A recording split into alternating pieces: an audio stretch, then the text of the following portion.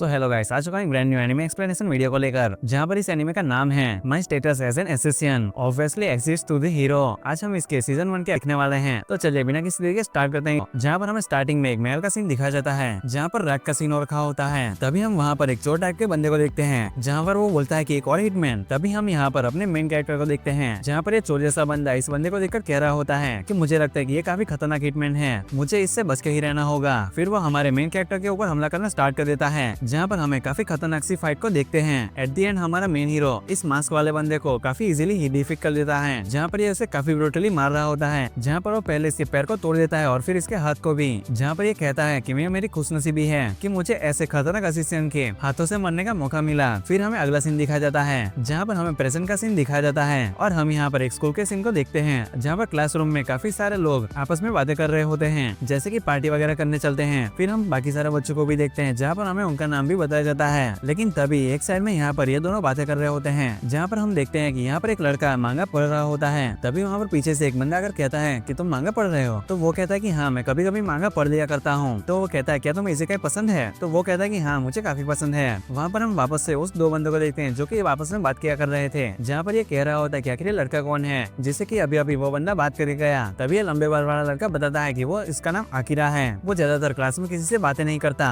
और वो अपना ज्यादातर टाइम सिर्फ अकेले में ही बिताता है। इस वजह से किसी को पता ही नहीं कि ये हमारे क्लास में भी है। जहाँ पर हम यहाँ पर फिर से आकिरा को देखते हैं, जो कि कह रहा होता है कि छोटी मोटी परेशानियां तो मेरी लाइफ का हिस्सा है, लेकिन शायद अब जो मेरे सामने आने वाला है उसके लिए मैं अभी तैयार नहीं हूँ। लेकिन तभी हम देखते हैं कि इसके मोबाइल में कुछ तो होने लगता है, और देखते ही देखते यहाँ पर एक सर्कल सा बन जाता है। और तभी हम देखते हैं कि ये सारे बच्चे टेलीपोर्ट होकर एक अलग ही दुनिया में पहुंच चुके होते हैं, जहाँ पर एक बूढ़ा आदमी होता है, जो कि कह रहा होता है कि सभी लोग शांत हो जाओ और मेरी बातों को ध्यान से सुनो। हमारे राजा अभी तुम लोगों से कुछ बात करना चाहते हैं। लेकिन यहाँ पर सभी लोग काफी डरे होते हैं, जिस वजह से वो शांति नहीं हो रहे होते। जहाँ पर वो बूढ़ा आदमी फिर से चिल्लाते हुए कहता है, क्या तुम्हें सुनाई नहीं दे रहा? मैंने तुम सभी लोगों को शांत रहने के लिए कहा है। जहाँ पर ये लोग भी इतना सुनने के साथ ही शांत हो जाते हैं, और वो कह रहे होते हैं कि आखिर यहाँ पर हुआ क्या है, क्या हम लोग सच में टेलीपोर्ट हो गए हैं किसी इसिकाई वर्ल्ड में? तभी राजा कहता है कि स्वागत है तुम्हारा मौरीपन की इस दुनिया में। ये इंसानों की दुनिया है और अभी हमारे ऊपर मॉन्स्टर्स का हमला होने वाला है। हमें ऐसा बताया गया है कि दूसरे वर्ल्ड से कभी एक हीरो आएगा जो कि हमारी रक्षा करेगा, और हमें ऐसा लगता है कि वो इंसान तुम ही लोगों में से कोई एक है, जो कि डीमन किंग को हराएगा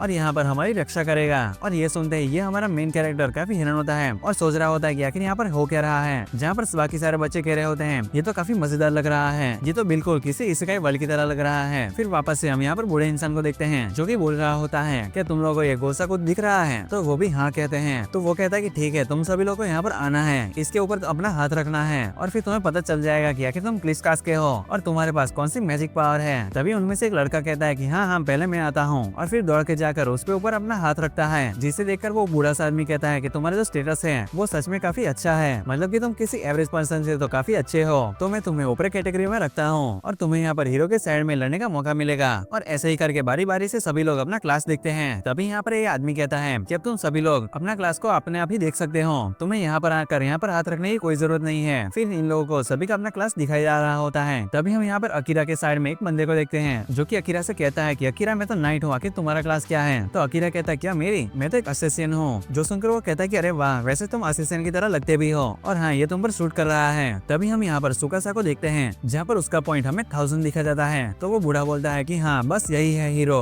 जो सुनकर सभी लोग काफी हैरान हो जाते हैं। तभी वो बूढ़ा बताता है कि एवरेज पर्सन के पॉइंट 500 होते हैं, लेकिन इस बंदे के अटैकिंग पॉइंट 1000 है, मतलब लिटरली ये बिल्कुल डबल है। तो ये बिल्कुल नॉर्मल सी बात है कि ये हम सभी में से ज्यादा पावरफुल है। तभी हम अकीरा को देखते हैं, जहाँ पर इस सारी चीजों को होते हुए उसे कुछ अच्छा नहीं लग रहा होता, और उसे इन सारी चीजों पर शक हो रहा होता है, और कहता है कि ऐसा है क्या? फिर हम यहाँ पर अकीरा का पॉइंट को देखते हैं, जो कि यहाँ पर 1800 होते हैं, और बोलता है कि अगर 1000 ज्यादा है तो फिर मेरा तो उससे भी ज्यादा है, और मैं नहीं चाहता कि मैं अपनी आइडेंटिटी इन सभी के सामने रिवील करूँ, क्योंकि मुझे अभी तक भी ये सारी चीजें नहीं पता कि आखिर ये लोग चाहते क्या हैं। लेकिन पता नहीं क्यों, लेकिन मुझे इन पर शक हो रहा है। और तभी हम देखते हैं कि अकीरा यहाँ पर खुद को ही गायब कर लेता है, मतलब कि अपनी प्रेजेंस को बिल्कुल छुपा लेता है। तभी यहाँ पर ये बंदा कहता है कि चलो हम भी अपना स्टेटस देख कर आते हैं, और वो जैसे अकीरा को बुलाने वाला होता है, तब वो नोटिस करता है कि अकीरा तो यहाँ से गायब हो चुका है, और वो बोलता है कि आखिर ये कहाँ चला गया? कोई बात नहीं, मैं अपना ही देख कर आता हूँ। जिसके बाद हम यहाँ पर देखते हैं, यहाँ पर जो बूढ़ा था वो इन सभी से कह रहा होता है कि तुम सभी लोग अपने कमरे में जा सकते हो। तभी यहाँ पर एक गेट खुलता है, जहाँ पर अकीरा इन सभी लोगों को छुप के देख रहा होता है, मतलब कि ये सामने ही है, लेकिन इसने अपनी प्रेजेंस को छुपा लिया है, जिस वजह से कोई भी इसे नहीं देख पा रहा होता। फिर हम देखते हैं कि यहाँ पर सारे बच्चे उस दरवाजे के अंदर चले जाते हैं, जहाँ पर अकीरा भी उनके पीछे पीछे जा रहा होता है। तभी अकीरा आसपास की चीजों को देख रहा होता है तभी ये नोटिस करता है कि वहाँ पर उसके ऊपर एक कैमरा होता है और वो कहता है इसका मतलब क्या, वो लोग हम पर नजर रख रहे हैं। फिर हम अगले सीन में यहाँ पर अकीरा को देखते हैं जो कि एक गंदे से रूम में होता है। वहाँ पर उसे कपड़ा भी मिलता है और वो कह रहा होता है कि मुझे लगता है कि ये असिस्टेंट का कपड़ा है तो मुझे भी इसे पहन लेना चाहिए और मुझे भी अपने काम पर लग जाना चाहिए। तभी हम अगले सीन में हम यहाँ पर अकीरा को देखते हैं जो कि असिस्टेंट के पूरे रूप में आ चुका होता है, जो कि अब महल के ऊपर खड़ा होता है और वो यहाँ पर भी यही सारी चीजों को सोच रहा होता है कि आखिर यहाँ पर चल क्या रहा है, आखिर मुझे पता नहीं लग रहा कि हमें यहाँ पर बुलाया क्यों गया है। तभी उसे वहाँ पर किसी के बात करने की आवाज आती है और वो अपने आप को शांत करते हुए अपनी प्रेजेंस को वापस से छुपा लेता है और वो यहाँ पर ध्यान से सुनने लगता है। तो वो सुनता है कि यहाँ पर राजा अपनी रानी से बात कर रहा होता है और वो बोलता है कि आखिर तुम्हें क्या लगता है कि यहाँ पर जो भी बच्चे आए हैं क्या वो हमारे लिए खतरा है। जहाँ पर वो लड़की कहती है कि नहीं, वो लोग जिस दुनिया से आए हैं वहाँ पर मैजिक नाम की कोई चीज ही नहीं होती तो वो लोग हमारे लिए कोई खतरा नहीं है। जहाँ पर राजा कहते हैं कि ठीक है, लेकिन मैं चाहता हूँ कि तुम ये सारी चीजों को उन लोगों से छुपा कर ही रखो,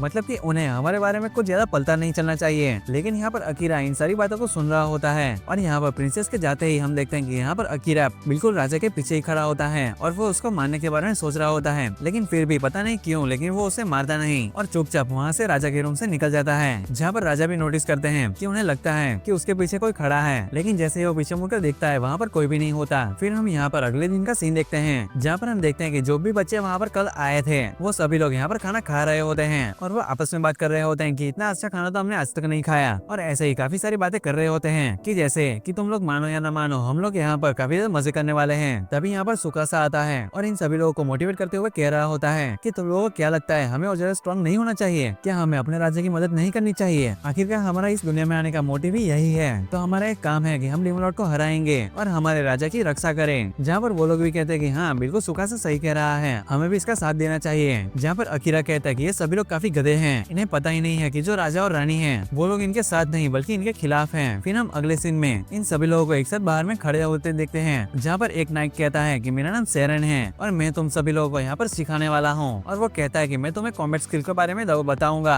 ताकि तुम लोग किसी भी लड़ाई में हारो ना। और तभी वो अपने साथ ही एक नाइट को भी इंट्रोड्यूस कराता है और कहता है कि ये भी तुम्हें ट्रेन करेंगे, क्या तुम सभी लोग तैयार हो। तो ये सभी लोग कहते हैं कि हाँ बिल्कुल। फिर हम यहाँ पर वापस से अकीरा को देखते हैं जहाँ पर वो बोल रहा होता है कि इन लोगों को कुछ भी समझ नहीं आ रहा, खैर मुझे इनसे कोई भी मतलब नहीं है। फिर वो यहाँ से जाने लगता है। फिर हम अगले सीन में हम यहाँ पर अकीरा को देखते हैं जो कि एक फाउंटेन के सामने खड़ा होता है जहाँ पर हम सेरेन को भी देखते हैं जो कि दूसरे नेट से कह रहा होता है क्या तुम थोड़ी देर के लिए इनको देखोगे, मैं थोड़ी देर में वापस आता हूँ। और इतना बोलने के साथ वो वहाँ से चला जाता है। जहाँ पर हम देखते हैं कि ये भी अकीरा का पीछा कर रहा होता है और वो उससे पूछ रहा होता है कि आखिर तुम बताओ आखिर तुम्हारा क्या नाम है, आखिर तुम यहाँ पर क्या कर रहे हो। और यहाँ पर इतना सुनने के साथ ही अकीरा काफी शौक होता है और वो कहता है कि नहीं ऐसा नहीं हो सकता, मैंने अपनी प्रेजेंस को छुपा रखा है तो फिर ये बंदा मुझे आखिर कैसे देख सकता है। जहाँ पर वो कहता है कि चिंता मत करो, तुम्हारी प्रेजेंस अभी भी छुपी हुई है, मेरी ही यहाँ कैसी है जो कि कुछ ज्यादा ही देख लेती है, आखिर मैं क्या करूँ, मैं इतना स्पेशल जो हूँ। और इतना बोलने के साथ वो अकीरा के सामने आ जाता है और वो उसे बताता है कि शायद तुम्हें पता नहीं है लेकिन मेरी आंखें टेम्परेचर को काफी अच्छे से देख सकती है, अगर यहाँ पर आसपास का टेम्परेचर जरा सा भी ऊपर नीचे हुआ तो मैं यहाँ पर समझ सकता हूँ। वह मुझे अपने बारे में बताओ, वैसे कि तुम्हारा नाम क्या है और तुम यहाँ पर क्या कर रहे हो, लेकिन तुम राजा को मत बताना कि मैंने तुमसे ऐसे कुछ बात की है। तो अकीरा कहते हैं कि हाँ मैं समझ गया। फिर हम अगले सीन में देखते हैं कि ये दोनों यहाँ पर बैठकर बातें कर रहे होते हैं जहाँ पर अकीरा कह रहा होता है क्या तुम्हें पता है मैं इस दुनिया के बारे में कुछ भी नहीं जानता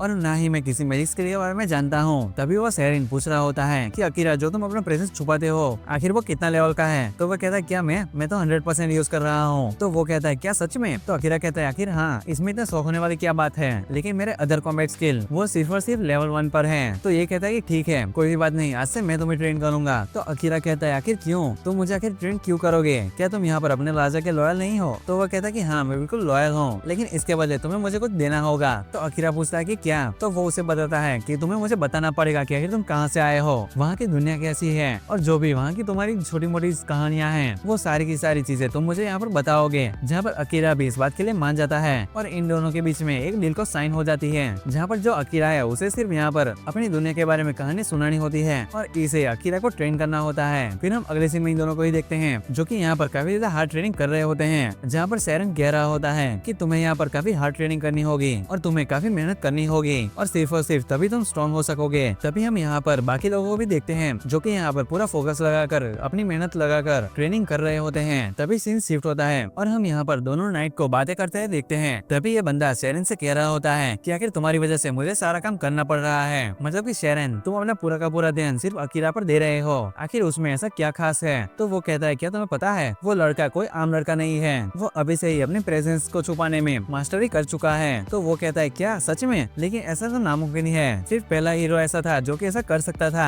तो आखिर वो बंदा ऐसा कैसे कर सकता है। जहाँ पर सेरेन कहता है कि नहीं मुझे नहीं पता, लेकिन मुझे लगता है कि इस लड़के में कोई ना कोई खास बात तो है। तभी वहाँ पर अकीरा आ जाता है, मतलब कि वो गेट के बाहर खड़ा होता है। जहाँ पर सेरेन कहता है कि ठीक है तुम्हारा जाने का टाइम आ गया है, तो वो भी वहाँ पर जाने लगता है। तभी अकीरा भी वहाँ पर एंट्री लेता है और वो उसे बताता है कि मैं यहाँ पर कल एक बुक पढ़ रहा था और मुझे यहाँ पर एक काफी भयानक बुक मिली। तो वो कहता है क्या ऐसा, और हाँ मुझे लगा ही था कि तुम्हें ये किताब मिल जाएगी, क्या मुझे उस किताब को दिखाओ। तभी अकीरा उस बुक को दिखाता है, जिसे देखकर वो कहता है कि वेल इस किताब को मैंने ही लिखा है, तो तुम्हें डरने की कोई भी बात नहीं है। तो अकीरा पूछता है क्या तुमने इसमें जो भी लिखा है वो सच है। तो वो कहता है कि हाँ, मतलब कि यहाँ का जो किंग है वो फेट को चेंज कर सकता है और हम यहाँ पर कुछ भी नहीं कर सकते क्योंकि हमारे हाथ में अब कुछ भी नहीं है। तो अकीरा कहता है मैं यहाँ पर दूसरी दुनिया का हूँ, तो क्या मैं यहाँ पर राजा को मार दूं तभी कुछ नहीं हो सकता। जिस पर सेरेन कहता है कि राजा को मारना कोई बड़ी बात नहीं है, मतलब कि मुझे पता है कि तुम एक असेसियन हो, लेकिन असेसियन का मतलब ये नहीं होता कि तुम किसी को भी मारते फिरो, मतलब कि तुम किसी की हेल्प करके भी अपने काम को आगे बढ़ा सकते हो। तो तुम खुद ही सोचो क्या तुम्हें अच्छा लगेगा कि अगर कोई तुम्हें ऐसा कह के बुलाए कि तुमने किसी का मर्डर किया है और तुम इस दुनिया के भी नहीं हो। जहाँ पर अकीरा कहता है कि हाँ तुम सही कह रहे हो, जब मैं इस दुनिया से अपनी दुनिया में वापस जाऊंगा तो फिर मैं अपनी माँ और बहन को आखिर क्या मुंह दिखाऊंगा। तो सेरेन कहता है कि हाँ मैं भी तुम्हें यही समझा रहा था। जिसके बाद यहाँ पर इन दोनों की काफी सारी बातें होती है। फिर हम अगला सीन देखते हैं जहाँ पर टाउन का सीन दिखाया जाता है, जहाँ से इनकी सारी टीम जा रही होती है, जहाँ पर टाउन के लोग भी इनको देखकर काफी खुश हो रहे होते हैं। जहाँ पर अकीरा सोच रहा होता है ये सारी चीजों को देखकर कि आखिर हमने अब तक किया ही क्या है, हमने बस एक छोटा सा डंजन को क्लियर किया है और ये लोग हमें देखकर इतना एक्साइटेड क्यों हो रहे हैं, मतलब कि ऐसा आखिर क्या ही हो गया है। तभी यहाँ पर अकीरा नोटिस करता है कि एक लड़की वहाँ पर बाहर दूर खड़ी होकर उन्हें देख रही होती है। जहाँ पर अकीरा तुरंत ही उसके पीछे जाकर खड़ा हो जाता है और वो पूछ रहा होता है कि आखिर तुम यहाँ पर खड़ी होकर हमें क्यों देख रही हो। तो वो लड़की कहती है क्या तुम यहाँ पर कैसे आए और कब आए, मैंने अभी अभी देखा कि यहाँ पर कोई भी नहीं था।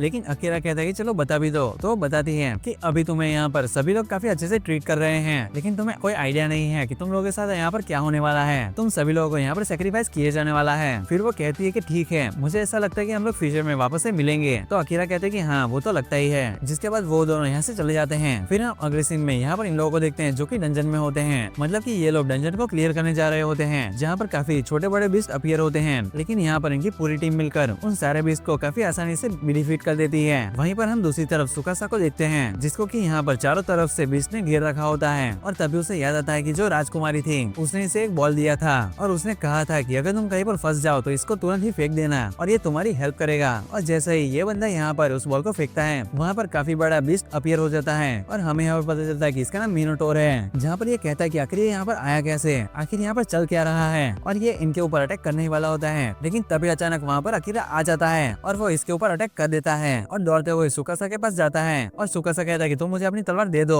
जहाँ पर सुकासा इसे अपनी तलवार नहीं दे रहा होता, लेकिन अकीरा कहता है कि तुम्हारे आर्म्स टूट चुके हैं, तुम्हें यहाँ पर अपने आप को फोर्स करने की कोई जरूरत नहीं है, तुम अब शांत रहो और मुझे अपना काम करने दो। और अकीरा सीधा ही सेरेन के पास जाता है और कहता है कि सेरेन अब तुम्हारी बारी है इसको खत्म करने की और इसे खत्म करने की जिम्मेदारी मैं तुम्हें देता हूँ। जहाँ पर सेरेन कहता है कि हे लॉर्ड मुझे काफी ज्यादा पावर दो ताकि मैं इसे खत्म कर सकूं। और इतना बोलते ही सेरेन की तलवार से काफी ज्यादा फ्लैश ऊपर की तरफ जाती है, जहाँ पर वो मॉन्स्टर भी चिल्लाने लगता है। और यहाँ पर सभी लोग इस पावर को देखकर काफी ज्यादा शॉक होते हैं और कहते हैं कि आखिर यहाँ पर चल क्या रहा है। और इस पर हम यहाँ पर अकीरा को देखते हैं और वो यहाँ पर अपने शैडो मैजिक को एक्टिवेट करता है। फिर अकीरा शैडो को कंट्रोल करते हुए उस मिनोटॉर के ऊपर अटैक कर देता है और उसे बड़ी आसानी से हरा भी देता है। जिसके बाद वो मिनोटॉर को अपनी शैडो के अंदर खींचने लगता है और सिर्फ थोड़ी देर में ही उस मिनोटॉर का नामो निशान खत्म हो जाता है। लेकिन तभी अचानक से अकीरा का शैडो मैजिक उसके कंट्रोल में से बाहर चला जाता है, जिसे देखकर शेरन भी उसे पास चला आता है और उसे सपोर्ट देता है, जिसकी वजह से अकीरा वापस से उस पर कंट्रोल पा लेता है। जिसके बाद वो शेरन को शुक्रिया अदा भी करता है। फिर अगले सीन में हम यहाँ पर इन दोनों को देखते हैं, जहाँ पर शेरन कह रहा होता है कि उसने कभी शैडो मैजिक के बारे में नहीं सुना, ये पावरफुल तो है लेकिन इसे कंट्रोल करना काफी मुश्किल है, तो तुम्हारे लिए बेहतर यही होगा कि तुम इसका यूज ज्यादा मत करो। जिसके बाद शेरन यहाँ पर उसे कटाना देता है और उसे बताता है कि इसे पहले हीरो ने बनाया था। और यहाँ पर अकीरा समझ नहीं पा रहा होता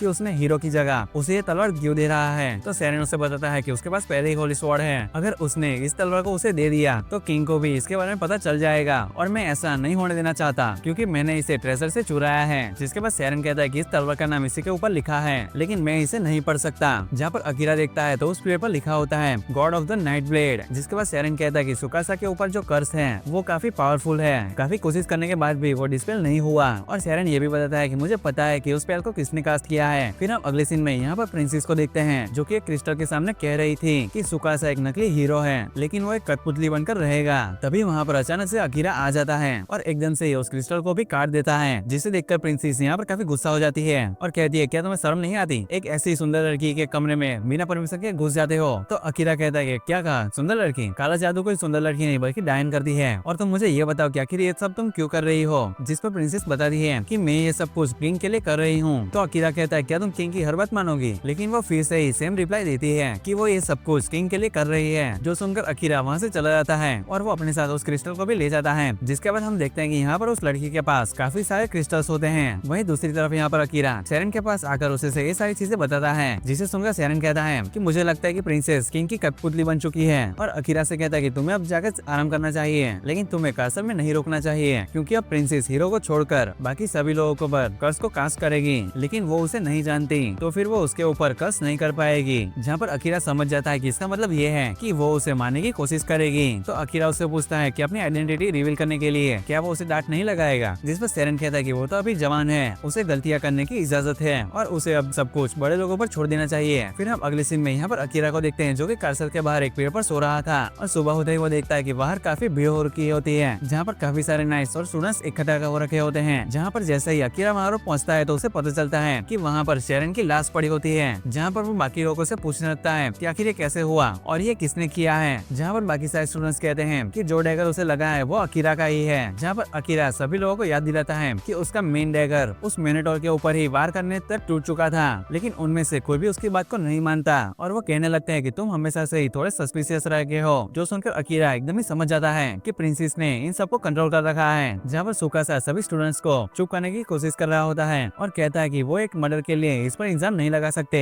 तभी किंग कहते हैं कि उसने नाइट कमांडर को मारकर काफी बड़ा अपराध किया है और अपने सारे सोल्जर्स को उसे मारने का ऑर्डर देते हैं। तभी अकीरा अपनी प्रेजेंस को छुपाकर वहाँ से भागने लगता है, जिसके बाद वो अपने दूसरे नाइट के पास आता है, जो कि उसे बताता है कि कमांडर शेरन को नाइट रेवंस ने मारा है, जो कि किंग के पर्सनल असिस्टेंट हैं और उनका अगला टारगेट तुम हो। और फिर ये भी कहता है कि कमांडर ने तुम्हारे लिए अपने कमरे में कुछ चीजें रखी हैं और तुम उन्हें लेकर यहाँ से चले जाओ। फिर अकीरा भी कमांडर के रूम में जाता है और सामान को देखकर समझ जाता है कि शेरन को ये सारी चीजें होने का शक था, जिसके बाद वो ये सारी चीजों को लेकर वहाँ से चला जाता है। लेकिन वो वहीं पर एक चीज को छोड़ जाता है। फिर हम अगले सीन में यहाँ पर प्रिंसेस को देखते हैं, जो कि यहाँ पर किंग को बता रही होती है कि उसने हीरो को छोड़कर बाकी सभी लोगों पर कर्ज कर दिया है और इसके ऊपर युद्ध छेड़ने के लिए उन्हें बस एक बहाने की जरूरत है। तभी किंग कहता है कि मैं उम्मीद करता हूँ कि ये सभी बच्चे हमारे लिए काफी अच्छे मोहरे बनेंगे। फिर वो प्रिंसेस से कहता है कि तुम जाओ और अकीरा के पीछे नाइट रेवंस को लगा दो। फिर हम दूसरी तरफ यहाँ पर अकीरा को देखते हैं, जो कि डंजन में छुपा हुआ होता है, क्योंकि शेरन ने उसे बताया था कि अगर तुम्हें छुपना है तो डंजन ही सबसे सेफ जगह है। लेकिन उसमें सिर्फ एक ही दिक्कत है, वहाँ पर पानी नहीं मिलता।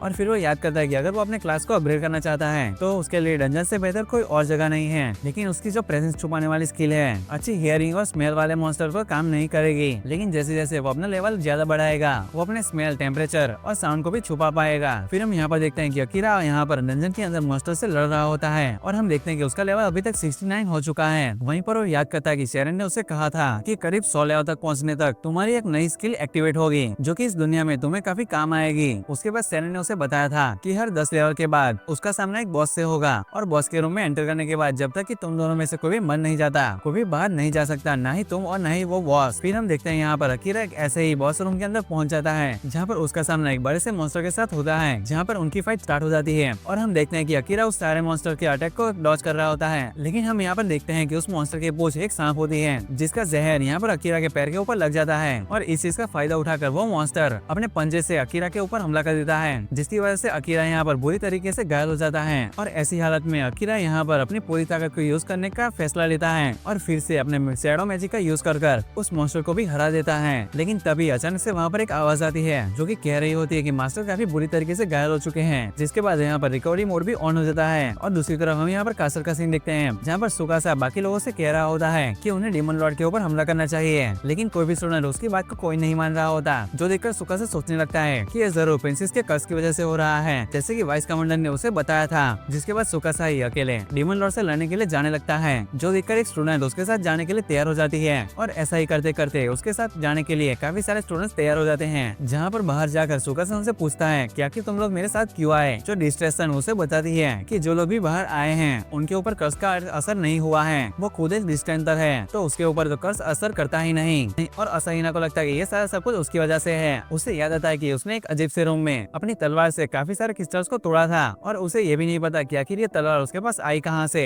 दूसरी तरफ हम यहाँ पर वाइस कमांडर को देखते हैं जो कि सोच रहा होता है कि अगर किसी को कंट्रोल करने की बात है तो उसके मैनिपुलेशन स्किल कर्स से भी ज्यादा खतरनाक है और ये सब कुछ कमांडर शेरिन के फाइनल ऑर्डर्स पर किया था। वहीं असाहिना सोच रहा होता है कि जब लोग उसके ऊपर इल्जाम लगा रहे होते हैं तब उसे अकीरा को डिफेंड करना चाहिए था और वो ऐसा नहीं कर पाता, जिस वजह से वो अकीरा से बात करना चाहता है। दूसरी तरफ हम अकीरा को देखते हैं जो कि यहाँ पर असाहिना का सपना देखकर उठा होता है और वो नोटिस करता है कि उसके शरीर में जरा सा भी दर्द नहीं हो रहा होता है। जिसके बाद वो अपने स्टेटस को भी देखता है और वो नोटिस करता है कि उसकी एचपी पूरी तरीके से फुल हो चुकी होती है और तभी उसकी नजर भी शैडो मैजिक पर जाती है, क्योंकि उसने जब उसे यूज किया था तो वो लेवल 3 पर थी, लेकिन अभी वो लेवल 5 पर पहुंच चुकी है। जिसके बाद हमें पता चलता है कि वो लेवल 75 पर पहुंच जाता है, जहाँ पर उसके सामने एक स्लाइम आता है जिसको कि अकीरा बड़ी आसानी से हरा देता है। तभी वो एक नोटिस करता है कि उस स्लाइम के अंदर से एक एल्फ बाहर निकलती है। तभी वो अपने पावर का यूज कर उसे जगाने की कोशिश करता है, लेकिन उस मैजिक की वजह से उसे काफी अजीब सी चीजें दिखने लगती है, जिससे वो अपने उस मैजिक को ऑफ कर लेता है। और हम देखते हैं कि तभी उस एल्फ को भी होश आ जाता है। तो अकीरा सोचने लगता है कि उसने अपनी वाइल्ड आइज से उस लड़की के स्टैट्स देखे थे और वो जानता है कि उस लड़की के पास सिर्फ 2% एचपी बची है और साथ ही साथ वो भी वर्ल्ड आई का यूज कर सकती है। जिसके बाद अकीरा यहाँ की सारी चीजों के बारे में उसे बता रहा होता है और कहता है कि वो कैंथनेट लैबोरेट के 75th फ्लोर पर है और वो यहाँ पर अपना लेवल बढ़ाने आया है। तभी वो लड़की अचानक से वापस से बेहोश हो जाती है। जिसके बाद अकीरा उसे 69 फ्लोर पर लेकर आता है, क्योंकि वहाँ पर काफी सारा पानी था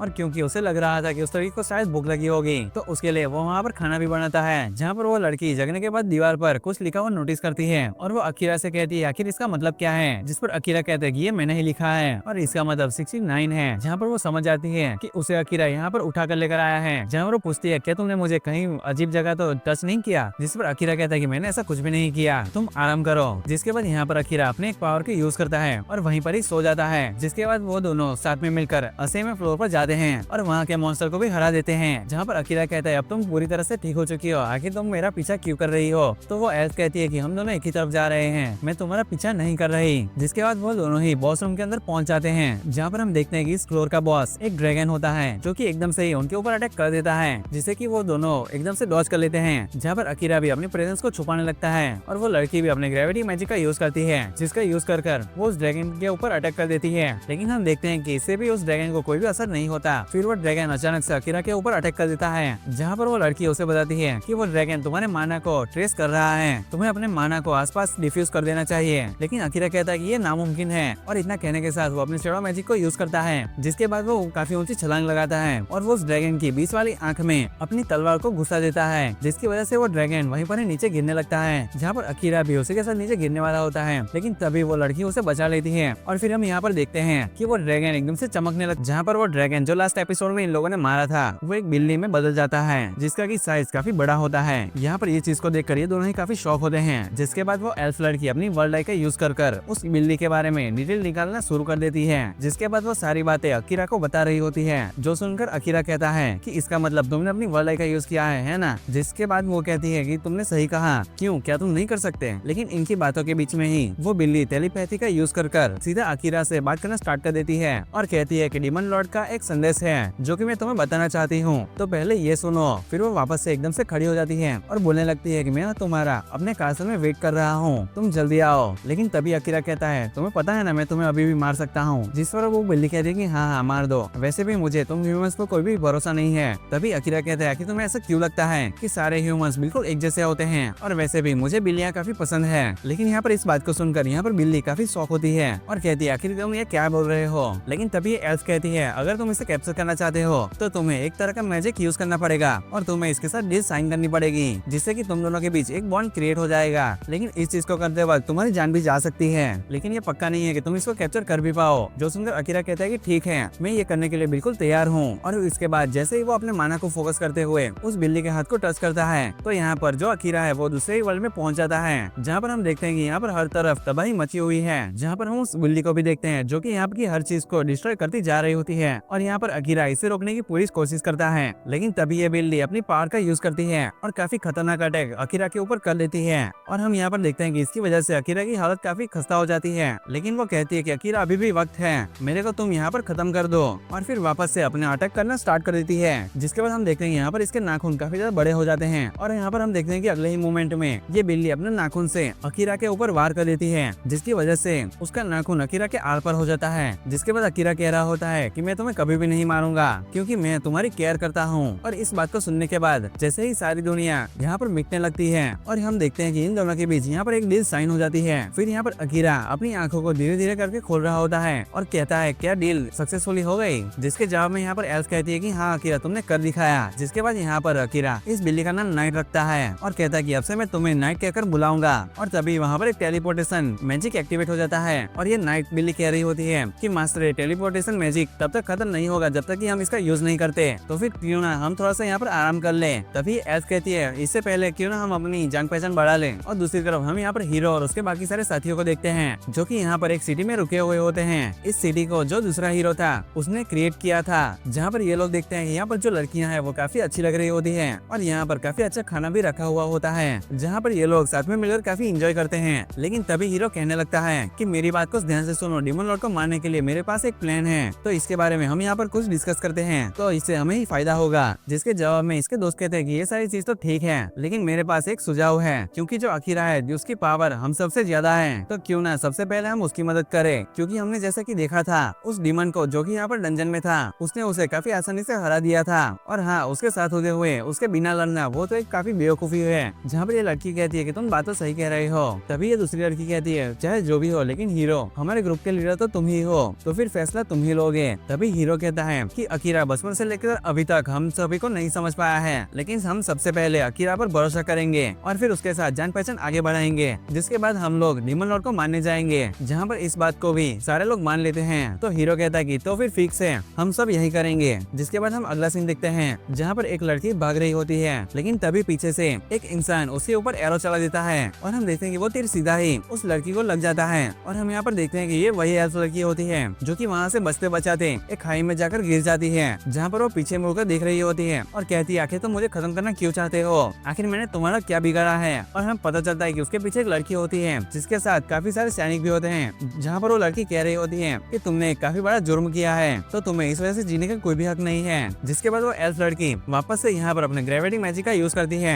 और उस चट्टान को पूरी तरीके से तोड़ ही देती है। जिसके बाद वो यहाँ पर नीचे गिरने लगती है और सीधा ही पानी में जाकर गिर जाती है और वहीं से तैरते तैरते वो एक समुद्र के किनारे पर पहुंच जाती है और वहीं पर एक डार्क सा स्लाइम उसे खा लेता है। जिसके बाद वो यहाँ पर सीधा ही अकीरा से मिलती है और बाकी की कहानी तो आपने आगे के एपिसोड्स में देखी ही होगी, जहाँ पर ये सारी चीजें ये एल्फ अकीरा को बता रही होती है। जहाँ पर अकीरा कह रहा होता है कि इसका मतलब तुम्हारी बहन को तुमसे दिक्कत है और तुम्हें अपने परिवार के पास जाना चाहिए और अपने माँ बाप से बात करनी चाहिए। और हमें पता चलता है कि जिस लड़की ने उस पर वार किया था वो और कोई नहीं बल्कि वो उस एल्फ की ही बहन होती है। यहाँ पर अकीरा कह रहा होता है कि फैमिली ही एक इकलौता जरिया है जिससे कि तुम खुल के बात कर सकती हो। एग्जाम्पल के लिए हमें अकीरा की फैमिली के बारे में बताया जाता है, जहाँ पर हमें अभी इसके फादर के बारे में ज्यादा नहीं बताया गया, लेकिन उसकी एक छोटी बहन और उसकी एक माँ है जो कि बीमार है। जहाँ पर हम देखते हैं कि उसकी छोटी बहन काफी ज्यादा उदास है क्योंकि उसका फोन यहाँ पर टूट चुका है। तो अकीरा यहाँ पर उसके लिए एक नया फोन लेकर आता है, जहाँ पर उसकी बहन ये देखकर कहती है आखिरकार तुम इतना महंगा फोन यहाँ पर कैसे लाए हो, मैंने तुमसे कभी भी नहीं कहा कि मुझे इसकी जरूरत है। लेकिन तभी उसकी माँ वहाँ पर आती है और कहती है कि अकीरा ने ये तुम्हारे लिए किया है तो तुम्हें उसे थैंक्स कहना चाहिए। लेकिन तभी वो लड़की कहती है कि मेरा ये मतलब नहीं था, मैं बस कहना चाहती हूँ ये मेरे पीछे इतनी मेहनत ना करे। और तभी अकीरा कहते हैं कि मैं समझ गया। फिर प्रेजेंट का सीन देखा जाता है जहाँ पर अकीरा कह रहा होता है कि जब से मैं इस दुनिया में आया हूँ तब से सिर्फ सेरेन ही ऐसा बंदा था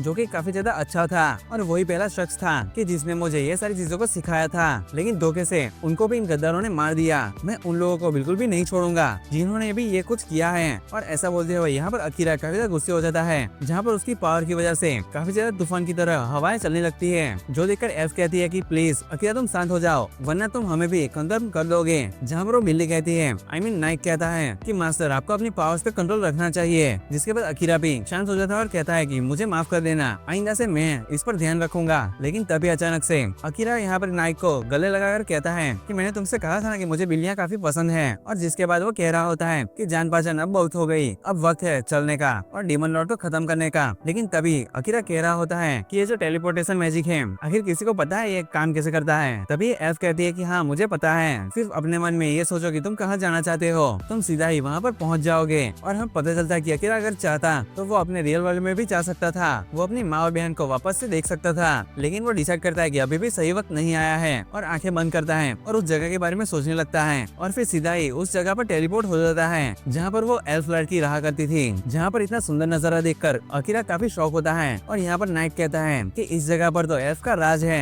और एल्फ लोग ही यहाँ पर रहते हैं और हमारा जो किंगडम है वहाँ से ये काफी ज्यादा दूर जगह है, लेकिन यहाँ पर एल्फ काफी ज्यादा डरी हुई लगती है क्योंकि वो यहाँ पर वापस नहीं आना चाहती थी। जिसे देखकर अकीरा कहता है कि मैं तुम्हारे साथ हूँ, तुम बिल्कुल भी चिंता मत करो और हाँ, मैं तुम्हारा पूरा ही साथ दूंगा। लेकिन वही पेड़ पर से एक एल्फ इन लोगों को देख लेता है और सीधा ही इनके ऊपर अटैक करने लगता है। लेकिन अकीरा को भी इस चीज के बारे में पता चल जाता है कि कोई उस पर अटैक करने वाला है, तो वो भी उस लैस लड़की को बचाते हुए उसके वार से बच जाता है और सीधा ही जिसने उस पर अटैक किया था उस पर काउंटर अटैक कर देता है और एक ही झटके में उसे पकड़ लेता है और कहता है कि खबरदार जरा सा भी हिले तो। लेकिन तभी वो एल्फ उस एल्फ लड़की को देखकर कहता है कि आखिरकार तुम गद्दार, तुम यहाँ पर क्या कर रही हो, तुम्हें यहाँ पर वापस आना ही नहीं चाहिए था। और ऐसा ही काफी बुरी भली चीजें उसे कह रहा होता है, जिसके बाद अकीरा तुरंत ही उसके सर पर मारकर उसे वहाँ पर ही बेहोश कर लेता है और कहता है कि तुम कुछ ज्यादा ही बोलते हो। वहाँ पर वो लड़की कहती है कि शुक्रिया तुम्हारा मुझे बचाने के लिए। लेकिन तभी हम देखते हैं कि यहाँ पर काफी सारे एल्फ आ जाते हैं जिनके हाथों में हथियार होते हैं। लेकिन तभी वहाँ पर उनकी लीडर नोटिस करती है कि ये उसकी बहन है जो कि यहाँ पर वापस आ गई है, जिसे देखकर कि वो कहती है कि आखिरकार तुम अपना सड़ा हुआ मुंह लेकर यहाँ पर वापस आ गई, आखिर तुम क्या सोचकर यहाँ पर आई हो। और ऐसा ही सारी चीजें कह रही होती है, जो देखकर यहाँ पर अकीरा और नाइट सोच रहे होते हैं कि लगता है कि परिवार की बातचीत कुछ ज्यादा ही दूर चली चुकी है। यहाँ पर पास का सीन दिखा जाता है जहाँ पर एमिली यहाँ पर अपने गार्ड्स के साथ घूम रही होती है। तभी वो देखती है कि उसकी बहन यहाँ पर कुछ गार्ड के साथ तलवारबाजी की प्रैक्टिस कर रही होती है, जहाँ पर वो उन्हें हरा भी देती है, जो देखकर एमिली उस पर गर्व महसूस करती है और उसकी तारीफ भी करती है। लेकिन तभी उसके साथ खड़ा हुआ गार्ड्स कहता है कि वो चाहे जितनी भी इम्प्रेसिव हो, लेकिन एक दिन इस नेशन को एमिलिया ही लीड करेगी। इसके बाद यहाँ पर लियम एमिलिया के पास आता है और वो कहता है कि मैं अपनी सगाई को तोड़ रहा हूँ। पीछे से वहाँ पर एमिलिया की बहन भी आ जाती है, जो कि उसे बताती है कि लियम उसके साथ शादी इसलिए नहीं करना चाहता क्योंकि वो चाइल्ड ऑफ लाइफ है। जिसके बाद हम देखते हैं यहाँ पर किलिका यहाँ पर काफी सारे सोल्जर्स के साथ एमिलिया के सामने खड़ी थी, जहाँ पर एक बंदा कह रहा होता है कि चाइल्ड ऑफ लाइफ उनके देश के ऊपर राज नहीं कर सकता और राज करने का हक किलिका का है। फिर हमें वापस से यहाँ पर प्रेजेंट का सीन दिखा जाता है, जहाँ पर अकीरा उससे कह रहा होता है कि तुम बार बार इसे क्रिमिनल बुला रही हो, आखिर इसने किया क्या है। वहाँ पर किलिका उसे बताती है कि उसकी बहन ने हीलिंग पोशन के नाम पर उसे पॉइजन दिया है। एक रॉयल को कोई भी नुकसान नहीं पहुंचा सकता, चाहे वो दूसरा रॉयल ही क्यों ना हो। जहाँ पर एमिलिया भी उसे समझाने की कोशिश करती है कि वो सच में हीलिंग पोशन ही था, लेकिन किलिका उसकी बात को बिल्कुल भी नहीं मानती। फिर यहाँ पर किलिका अकीरा के पास जाती है और उसके ऊपर अपनी मैस वाले स्किल का यूज करती है, जहाँ पर एमिलिया किलिका से कह रही होती है कि वो अपनी मैस मेरा स्किल को डीएक्टिवेट कर दे और अकीरा से माफी मांगे। लेकिन अकीरा उसे बताता है कि इसका उसके ऊपर कोई भी असर नहीं हुआ। तभी यहाँ पर नाइट पीछे से कह रहा होता है कि कोई भी स्किल तुम पर असर नहीं करती जिनका लेवल तुमसे ज्यादा हो। लेकिन किलिका ये सुनकर कहती है कि मुझसे ज्यादा ताकतवर कोई भी नहीं हो सकता और एकदम ही सभी सोल्जर्स को उसे मारने का ऑर्डर दे देती है। फिर सारे सोल्जर्स यहाँ पर उसके ऊपर एरो शूट करने वाले थे, लेकिन तभी वहाँ पर किंग आ जाते हैं और वो यहाँ पर आकर किलिका से पूछ रहे होते हैं कि आखिर यहाँ पर चल क्या रहा है। तभी सारे सोल्जर्स कहने लगते हैं कि इसमें किलिका की कोई भी गलती नहीं है, ये सारा सब कुछ एमिलिया की वजह से हुआ है। जो सुनकर किंग समझ जाता है कि किलिका ने अपनी मेस में स्किल का यूज किया है और उसे हटाने के लिए कहता है। जिसके बाद किंग किलिका की हरकतों के लिए अकीरा से माफी मांगता है और वो उससे कहता है कि तुम यहाँ से जा सकते हो अब। इन भले ही वो उसकी बेटी को यहाँ पर लेकर आया हो, लेकिन दूसरे लोगों को वो अपने देश में नहीं आने देते। तो एमिलिया कहती है कि अगर ऐसा है तो वो भी यहाँ से जा रही है। लेकिन ये सुनकर किंग यहाँ पर काफी गुस्सा हो जाते हैं और कहते हैं कि तुम यहाँ से कहीं नहीं जाओगी, तुम्हारा काम इस किंगडम को लीड करना है। जिसके बाद अकीरा भी कहता है कि एमिलिया जो भी चाहे वो कर सकती है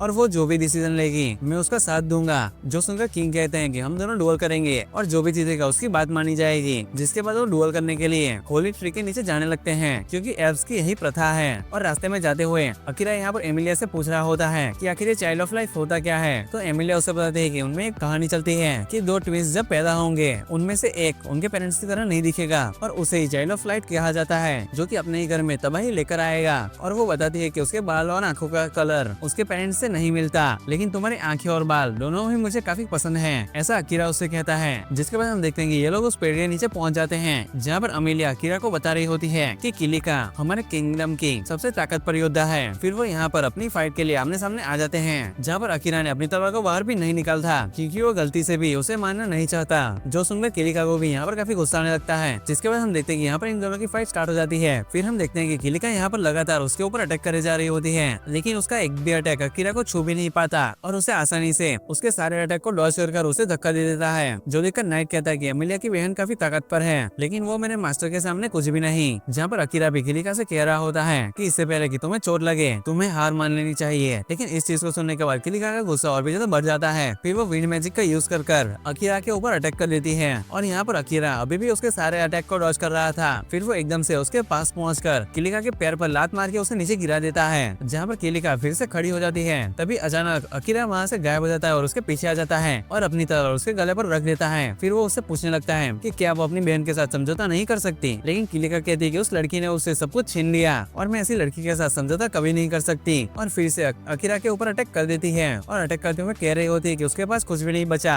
उसकी सिस्टर ने उससे सब कुछ छीन लिया। फिर हम यहाँ पर वापस एक पास्ट का सीन देखते हैं जब वो दोनों बहनें एक साथ थी और एक सोल्जर किंग को बता रहा था कि उन्होंने अमिलिया की क्लास को अप्रेस कर लिया है और वो एक स्पिरिट मीडियम है, यानी कि वो भगवान की मैसेंजर है जो कि अवेकन होने के बाद दुनिया को जैसे चाहे वैसे बदल सकती है। फिर हम वहाँ पर वापस से प्रेजेंट का सीन देखते हैं जहाँ पर किलिका कह रही होती है कि उस दिन के बाद से ही सबने उसके ऊपर ध्यान देना छोड़ दिया और जब तक उसे सबका प्यार वापस नहीं मिलता वो तब तक बिल्कुल भी नहीं रुकेगी। दूसरी तरफ यहाँ पर लियम अमिलिया के पास आता है और वो उसे कुछ देते हुए कह रहा होता है कि वो इसका यूज करे और वो किलिका को बचा ले। और यहाँ पर हम देखते हैं कि वो असल में एक होली ट्री की टहनी थी जिसके अंदर प्योरीफाइंग पावर्स होती है, जिसका यूज करके यहाँ पर एमिलिया उन सारे सोल्जर्स के ऊपर से किलिका की मेस्मराइज स्किल को हटा देती है, जो देखकर किलिका यहाँ पर काफी ज्यादा गुस्सा हो जाती है और उसे लग रहा होता है कि उसकी बहन वापस से उसके पास से सब कुछ छीनने वाली है। और हम यहाँ पर अकीरा को देखते हैं जो कि उसके अटैक को वापस से लॉस नहीं कर सकता था, क्योंकि अगर वो ऐसा करता तो उसके पीछे वाले लोग घायल हो जाते। तो फिर वो अपने शैडो मैजिक को एक्टिवेट करता है जो कि किलिका के अटैक को अपने अंदर ही समा लेते हैं, जिसके बाद वो किलिका को भी अपने अंदर समाने वाले थे,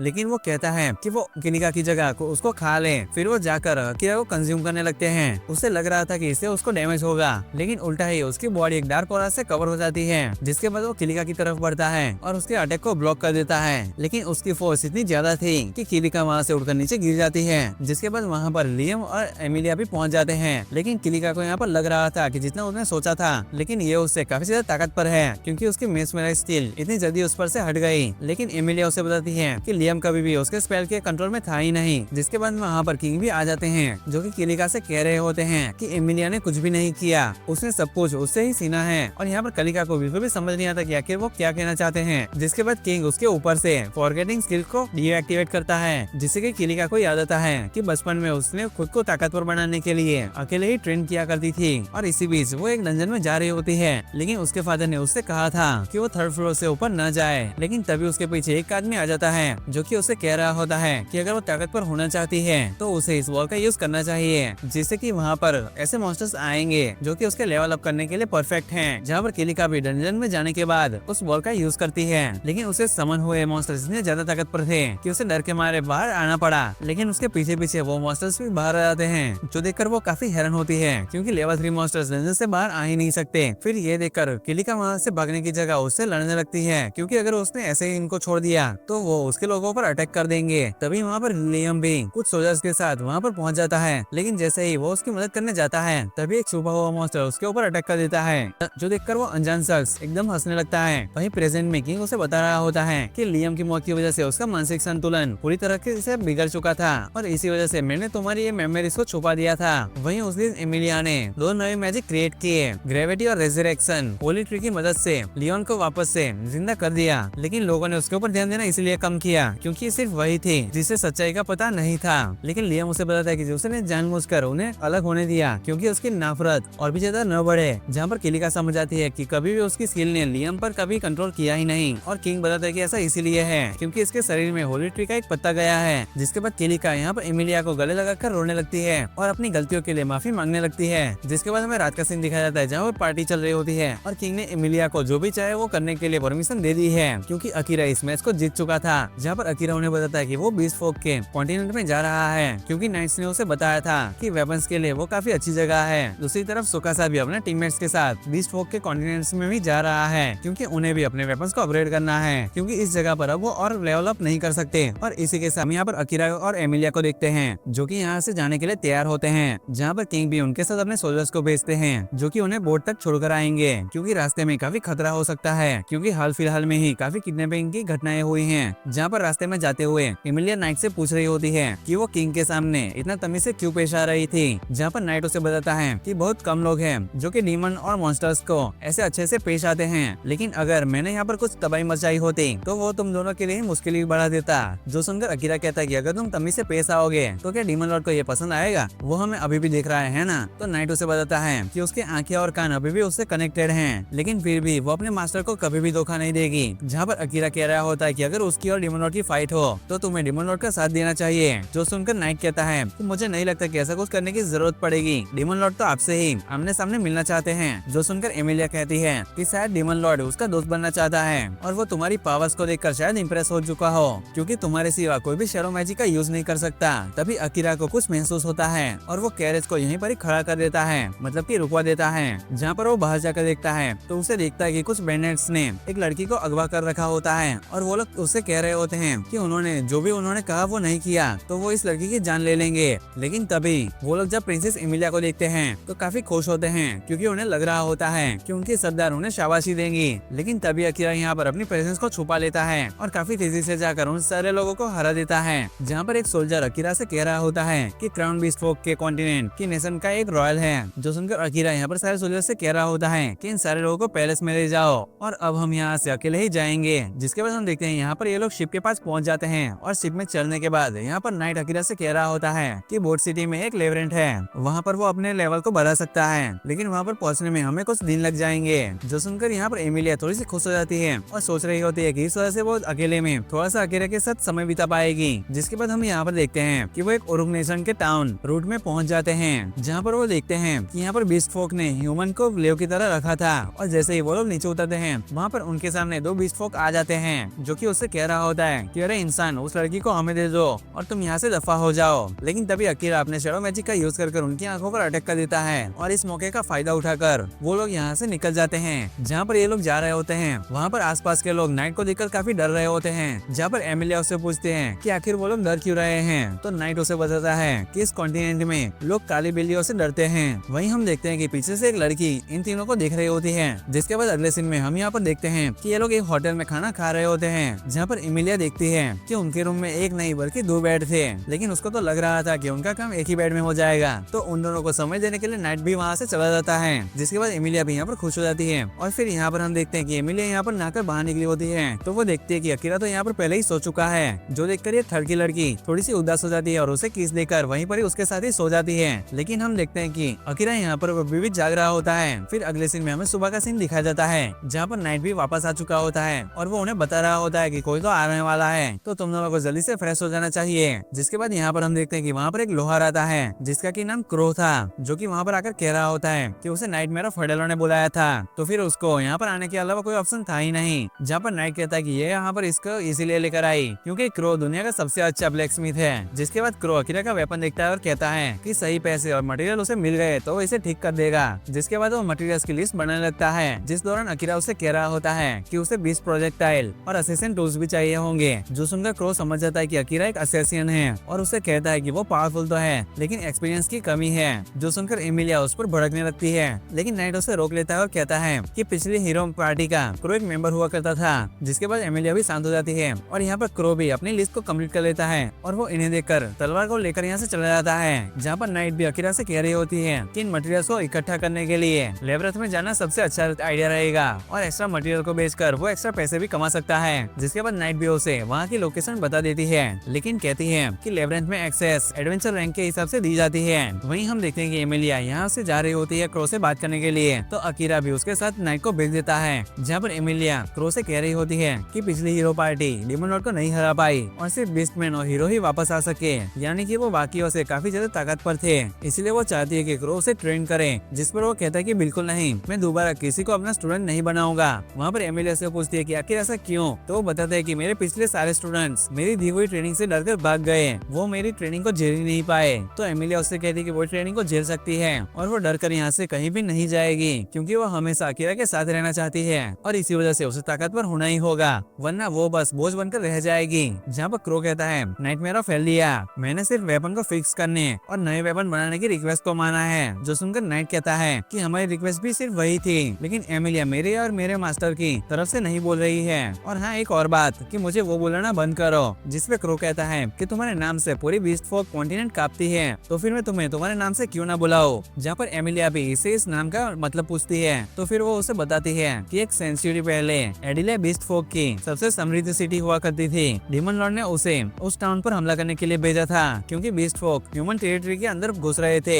उसका काम सिर्फ एडलिया और वहाँ के लीडर्स को डराना था, लेकिन उसने खुद के ऊपर से कंट्रोल खो दिया और उसी दिन के बाद से बीस्ट फोक उसे नाइटमेयर ऑफ एडलिया बनाने लगे। जहाँ पर उसकी सारी बातें अकीरा भी सुन लेता है, लेकिन यहाँ पर नाइट क्रो से कह रहा होता है कि जब तक वो अपने मास्टर को सर्व कर रही है, वो फिर से अपने खुद पर से कंट्रोल नहीं खोना चाहती। और हाँ, ऐसा नहीं हो सकता कि मैं अपना वापस से कंट्रोल खो दूं। जहाँ पर क्रो भी कहता है कि चाहे जो भी हुआ मैं तुमसे नफरत नहीं करता, लेकिन कहानी यहाँ पर खत्म नहीं हुई थी। जिसके बाद हम यहाँ पर पास का सीन देखते हैं, जहाँ पर क्रो एक कब्र के पास फूलों का गुलदस्ता लेकर खड़ा होता है, जहाँ पर नाइट भी उसे पहचान जाती है कि वो वही बीस्टमैन है जो कि हीरो के साथ बचकर निकला था, और उससे कहती है कि अगर उसने उसकी फैमिली को मार दिया है तो वो चाहे तो उसकी जान ले सकता है। लेकिन क्रो कहता है कि तुम तो सिर्फ डिमन लॉर्ड का एक टूल हो, और उसकी बहन की जान डिमन लॉर्ड ने नहीं बल्कि एक नोबल ने ली है। जहाँ पर हम देखते हैं कि उसकी बहन मलबे से निकलने में लोगों की मदद कर रही होती है, लेकिन एक नोबल इतनी जल्दी में था तो वो वहाँ पर मौजूद सारे लोगों को मारते हुए वहाँ से गुजर गया, और उस नोबल का नाम ग्राउंड क्लस्टर है। जहाँ पर नाइट उससे पूछता है क्या तुमने अपना बदला ले लिया, तो क्रो बताता है कि उसकी बहन ये कभी भी नहीं चाहती थी कि वो कभी भी बदले के रास्ते पर चले, लेकिन एमिलिया कहती है कि वो अपने बहन के डर का बहाना बना रहा है ताकि वो अपने डर को छुपा कर चुपचाप यहाँ पर बैठा रहे। जहाँ पर क्रो कहता है कि अभी के लिए तुम यहाँ से जा सकते हो। यहाँ पर दूसरी तरफ अकीरा डंजन के अंदर जाने के लिए आया था, लेकिन उसके रैंक की वजह से उसे प्रॉब्लम हो रही थी। तभी सिटी के बीचों बीच काले बादल इकट्ठे होने लगते हैं, और हम देखते हैं कि यहाँ से काफी सारे मॉन्स्टर्स बाहर आ रहे होते हैं। जहाँ पर एमिलिया भी नाइट को लोगों की मदद करने के लिए भेज देती है, और खुद ही अपने ग्रेविटी मैजिक का यूज कर सारी फिल्म्स को आगे बढ़ने से रोक रही होती है। लेकिन तभी वहाँ पर उस मॉन्स्टर पर बैठकर वही लड़का आता है, जिसे देखकर एमिलिया भी पहचान जाती है कि उसी ने उसकी बहन को मारने की कोशिश की थी। जहाँ पर वो बताता है कि उसका नाम ऑरन क्लैश है, और हाँ डिमन लॉर्ड ने उसे कहा है कि वो एमिलिया की जान न ले क्योंकि उसके पास स्पेशल मैजिक है। फिर वो एमिलिया को चारों तरफ से डिमन से घेर लेता है, और यहाँ पर दूसरी तरफ अकीरा काफी सारे डिमंस को मार रहा होता है। तभी वहाँ पर नाइट उसे बता रहा होता है कि एमिलिया को किडनैप कर लिया गया है, और वो डिमन उसे लेबरेथ के अंदर लेकर गया है। जिसके बाद जो भी मॉन्स्टर अकीरा के सामने आ रहा होता है तो वो उन सबको मारता हुआ आगे बढ़ रहा होता है। जिसके बाद नाइट भी यहाँ पर अकीरा के साथ पहुँच जाता है, और एमिलिया को न बचाने पाने के लिए अकीरा से माफी मांगता है। जहाँ पर अकीरा कहता है कि मुझे ये सारी चीजों को पहले ठीक करना होगा, तुम थोड़ा सा पीछे हट जाओ। जिसके बाद नाइट भी वहाँ से उड़कर चली जाती है। जिसके बाद अकीरा शैडो मैजिक का एक्टिवेट करता है, जहाँ पर उसका शैडो मैजिक आसपास के सारे मॉन्स्टर्स को अपने अंदर खींचने लगता है, और वो इतने टाइम से जो गुस्सा महसूस कर रहा था जो देखकर वो समझ जाता है कि अपने परिवार के अलावा उसका एक और करीबी है जिसका की नाम एमिलिया है। वहाँ पर मौजूद सारे मॉन्स्टर को खत्म करने के बाद अकीरा भी यहाँ पर बेहोश होकर गिर जाता है। यहाँ पर अकीरा सारे मॉन्स्टर को खत्म करने के बाद यहीं पर ही बेहोश होकर गिर गया था, जो देखकर नाइट भी उसके पास वापस आ जाता है। और जैसे ही वो वहाँ पर वापस आता है तभी अकीरा का सिस्टम एक्टिवेट हो जाता है, जो कि कह रहा होता है कि उसने जरूरत से ज्यादा माना का यूज कर लिया, जिसकी वजह से रिकवरी मोड ऑन हो रहा है, और थोड़ी देर में ही वो पूरी तरीके से हील हो जाता है। वहीं पर ये सारी चीजों को देखकर नाइट काफी हैरान होता है। जिसके बाद यहाँ पर अकीरा को होश आ जाता है, जहाँ पर उसके पूछने पर नाइट उसे बताता है कि वो उसे क्रो के घर में ले आया है, और उसे बेहोश हुए 1 दिन और 5 घंटे हो गए हैं। और नाइट कहता है कि आपका माना पूरी तरीके से खत्म हो चुका था, और आपकी वहीं पर ही जान जाने वाली थी, लेकिन तभी आपका शैडो मैजिक खुद ही एक्टिवेट हो गया और अपने माना को रिकवर करने लगा। आखिर आपका मैजिक किस तरह का है? तो वो कहता है कि ये तो मुझे भी नहीं पता, लेकिन अभी इन सारी चीजों का समय नहीं है। जिसके बाद वो यहाँ से एमिलिया को बचाने के लिए जाने लगता है, लेकिन उसे जाते हुए देखकर क्रो उसे रोक लेता है और उससे कहता है कि वो कम से कम अपना वेपन तो उठा ले। जहाँ पर अकीरा देखता है कि उसने उसकी तलवार को 2 हिस्सों में बांट दिया था, तो क्रो बताता है कि एक असिस्टेंट के लिए 2 वेपन का यूज करना आसान होता है, पर इसमें उसने अपने पैसे और मटेरियल्स लगाए हैं, तो उसका बिल भी उसे भरना पड़ेगा। जिसके बाद वो उसे एक अंगूठी देता है जो कि दूसरे या फिर तीसरे हीरो ने बनाई थी, और उसे बताता है कि ये उसे वहाँ पर ले जाने में मदद करेगी जहाँ पर भी वो जाना चाहता है। और जैसे ही अकीरा उस अंगूठी का यूज करता है तो वो देखता है कि वो लेबरेंथ की तरफ इशारा कर रही थी, यानी कि एमिलिया अभी भी वहीं पर ही है। जिसके बाद यहाँ से अकीरा नाइट के साथ वहाँ से निकल जाता है। दूसरी तरफ यहाँ पर लेबरेंथ में औरम एमिलिया से कह रहा था कि डीमंस के पास एक स्पेल होता है जिससे कि वो मॉन्स्टर्स को कंट्रोल कर सकते हैं, और ये हमेशा से जानना चाहता था कि इसका बाकी स्पीसीज पर कैसा असर होगा। और एमिलिया की वजह से उसे पता चल रहा है कि इससे वो एल्फ्स को भी नोबलाइज कर सकता है। जहाँ पर एमिलिया उसे पूछती है कि वो लेबरेंथ में क्या कर रहे हैं, तो वो उसे बताता है कि टेलीपोर्टेशन सर्कल को 2nd ग्रेड या हायर ग्रेड के डीमन से कास्ट कर सकते हैं, लेकिन क्योंकि मैं 3rd ग्रेड का हूँ तो मैं अपने बॉस का इंतजार कर रहा हूँ। दूसरी तरफ यहाँ पर अकीरा देखता है कि वो रिंग अभी भी 11th की तरफ इशारा कर रही थी, और तभी वहाँ पर एक लड़की आ जाती है जो कि पास में उन्हें छुपकर देख रही थी। जहाँ पर वो उसे कह रही होती है कि वो उसे अपने साथ लेबरेंथ में लेकर जाए जहाँ पर प्रिंसेस एमिलिया है, लेकिन अकीरा इतना सुनने के साथ ही उसे गर्दन से उठा लेता है और उससे पूछता है कि उसे एमिलिया के बारे में कैसे पता। तो वो उसे बताती है कि उसने अपने मैजिक का यूज किया था। प्रिंसेस एमिलिया की स्मेल लेमनेथ के पास जाकर खत्म हो गई। जहाँ पर नाइट उसे बताता है कि बीस्ट फोक्स में सेंट ट्रैकर स्किल काफी कॉमन है, तो ये जरूर सच कह रही होगी। जिसके बाद वो उसे बताती है कि इसका नाम लिया लकुन है और वो अपने नेशन की फर्स्ट प्रिंसेस है। उसे इन्फॉर्मेशन मिली थी कि डीमन लॉर्ड प्रिंसेस एमिलिया के पीछे पड़ा है। जहाँ पर अकीरा अपने वर्ल्ड लाइट स्किल का यूज करता है और देखता है कि वो कहीं झूठ तो नहीं बोल रही। जिसके बाद अकीरा उससे पूछता है कि उसकी स्पिरिट बैरियर स्किल आखिर क्या क्या करती है, जहाँ पर लिया भी ये सुनकर काफी हैरान होती है और कहती है कि आखिर ये कैसे जानता है। लेकिन अकीरा उससे कहता है कि वो चुपचाप उसके सवाल का जवाब दे, जहाँ पर लिया उसे बताती है कि नॉर्मल बैरियर्स किसी एक जगह पर फिक्स होते हैं, लेकिन स्पिरिट बैरियर्स चलती फिरती चीज पर भी लगाए जा सकते हैं, साथ ही जिंदा चीजों पर भी। फिर वो उसे बताती है कि डीमन लॉर्ड एमिलिया के पीछे इसी वजह से पड़ा है क्योंकि वो उसके रिजरेक्शन मैजिक को पाना चाहता है। दूसरी तरफ एमिलिया औरंग से पूछ रही थी कि आखिर डीमन लॉर्ड का उसका रिजरेक्शन मैजिक क्यों चाहिए। डीमंस तो पहले से इतना ज्यादा ताकतवर होते हैं और काफी लंबी जिंदगी जीते हैं। तो औरंग कहता है ये तो मुझे भी नहीं पता, क्योंकि अगर मौत हुए कुछ ज्यादा समय हो गया हो तो यह स्पेल काम भी नहीं करता, और अगर एक बार इसे कास्ट कर दिया गया तो कई दिनों तक इसका यूज भी नहीं किया जा सकता। यानी कि वो उस असैसिन को मार देता है तो वो उसे जिंदा नहीं कर पाएगी, क्योंकि वो इसका यूज खुद के ऊपर कर चुकी है। दूसरी तरफ यहाँ पर अकीरा लिया से पूछ रहा होता है कि वो आखिर यहाँ पर क्या कर रही थी, जहाँ पर लिया उसे बताती है कि वो पहले गाँव में रहा करती थी, लेकिन वहाँ पर एक डार्क स्लाइम ने उसके परिवार के साथ साथ पूरे गाँव को कंज्यूम कर लिया, जिसके बाद उसके मैजिक टाइप को देखते हुए रॉयल फैमिली ने उसे एडॉप्ट किया और इसी तरीके से वो एक प्रिंसेस बनी। जिसके बाद उसने अपनी अथॉरिटी का यूज कर उस इंसिडेंट को इन्वेस्टिगेट करना शुरू किया और इसी सिलसिले में वो वहाँ पर पहुंची थी, जहाँ पर उसे पता चला कि उसके गांव के साथ साथ बहुत सारे ह्यूमंस, बीस्ट फोक्स और एल्फ्स भी गायब हुए थे, जिनकी सोर्स का यूज कर एक समनिंग रिचुअल परफॉर्म किया गया था। उन सभी लोगों को हीरो को सेक्रीफाइस करने के लिए यूज किया गया था, जहाँ पर अकीरा उससे कहता है कि वो भी दूसरी दुनिया से समन हुए हैं, अगर उससे उसे कोई प्रॉब्लम है तो वो समझ सकता है। जिस पर लिया कहती है कि इस पर तुम लोगों की कोई गलती नहीं है, इसके जिम्मेदार किंग और प्रिंसेस हैं। जहाँ पर अकीरा कहता है कि उसे नहीं लगता कि किंग ने उन्हें डिमंस को रोकने के लिए बुलाया है, जहाँ पर नाइट भी उसे कहता है कि वो बिल्कुल सही सोच रहा है, क्योंकि पिछले एक सेंचुरी से उन्होंने किसी के ऊपर भी अटैक नहीं किया, लेकिन फिर भी सभी को लगता है कि डिमंस इवल होते हैं और इसी बातों के बीच वो लेब्रथ पर पहुंच जाते हैं। लेकिन अगर वो अगले फ्लोर पर जाना चाहते हैं तो उन्हें मॉन्स्टर्स को हराना होगा, जहाँ पर अकीरा कहता है कि उसका शैडो मैजिक सब कुछ संभाल लेगा, लेकिन नाइट उसे रोक लेता है और उसे समझाता है कि उसे उस डिमन से भी लड़ना है, तो उसे अपनी एनर्जी को बचाना चाहिए। मैं खुद अपना रूप बदल कर सभी मॉन्स्टर्स को हरा दूंगा, लेकिन याद रखना मैं उस फॉर्म में अपना कंट्रोल भी खो सकता हूँ। जहाँ पर अकीरा कहता है कि जब तक मैं यहाँ पर हूँ तो तुम्हें डरने की कोई जरूरत नहीं। जिसके बाद नाइट अपना रूप बदल कर उन दोनों को साथ में लेकर आगे जाने लगता है और सामने जितने भी मॉन्स्टर्स आ रहे थे उन सभी को मार रहा था, लेकिन धीरे धीरे नाइट अपना कंट्रोल खोने लगता है। तो अकीरा उसे आवाज लगाता है, लेकिन वो बिल्कुल भी नहीं सुन रहा होता, जहाँ पर अकीरा उसे वापस से चिल्लाकर बुलाता है, जहाँ पर इस बार वो उस आवाज को सुन लेता है और वो उससे कहता है कि वो उसे आवाज लगाता रहे, जिससे कि वो अपने आप को कंट्रोल में रख पाएगा। जहाँ पर आगे अकीरा उसे पूछता है कि सभी लोग डीमन से इतना नफरत क्यों करते हैं, जहाँ पर नाइट उसे बताता है कि पहले डीमन लॉर्ड ने बदला लेने के लिए सभी देश के ऊपर हमला किया था, क्योंकि उन लोगों ने डीमंस को बंजर कॉन्टिनेंट वॉल्केनो में खदेड़ दिया था। और हाँ, उसी समय से सभी लोग डीमन से नफरत करते हैं, लेकिन कुछ जनरेशन पहले की डीमन लॉर्ड की वाइफ को कुछ लोगों ने मार दिया था, लेकिन वो हीरो नहीं बल्कि कोई ऐसा ही कोई था जो कि खुद को फेमस करना चाहता था। जहाँ पर अकीरा ये सुनकर कहता है कि ये कहानी काफी दुख भरी है, लेकिन फिर भी अभी के डीमन लॉर्ड ने एमिलिया को किडनैप करने का ऑर्डर दिया है तो वो उसे बिल्कुल भी माफ नहीं करेगा। जहाँ पर नाइट भी उसे कहता है कि वो समझ सकता है, लेकिन उसे एक बात याद रखने के लिए कहता है कि हर डीमन एक जैसा नहीं होता, कुछ काफी बेरहम होते हैं जिन्हें बस तबाही करना पसंद होता है, लेकिन दूसरे बिल्कुल शांति से जीना पसंद करते हैं। जिसके बाद वो लोग यहाँ पर एमिलिया के पास पहुँच जाते हैं, जहाँ पर अकीरा के कहने पर लिया एमिलिया के ऊपर एक बैरियर बना देती है। जिसके बाद नाइट भी अपने असली फॉर्म में आ जाता है और अकीरा से माफी मांगता है, क्योंकि कुछ देर के लिए वो मूव नहीं कर पाएगा। जहाँ पर अकीरा कहता है कि इसकी कोई भी जरूरत नहीं है, क्योंकि तुम्हारे बिना हम इतनी जल्दी यहाँ पर नहीं पहुँच पाते। जिसके बाद औरम और अकीरा दोनों ही लड़ने के लिए आमने सामने आ जाते हैं, जहाँ पर नाइट औरम से डीमन लॉर्ड के ऑर्डर्स को याद करने के लिए कहता है, क्योंकि उन्हें अकीरा को जिंदा उनके पास लेकर जाना है। लेकिन औरम कहता है कि मुझे ऐसा कुछ भी याद नहीं, मुझे याद है कि उसे प्रिंसेस एमिलिया को उसके पास लेकर आने के लिए कहा है, क्योंकि अकीरा उनके रास्ते में है, तो इस वजह से वो उसे मार देगा।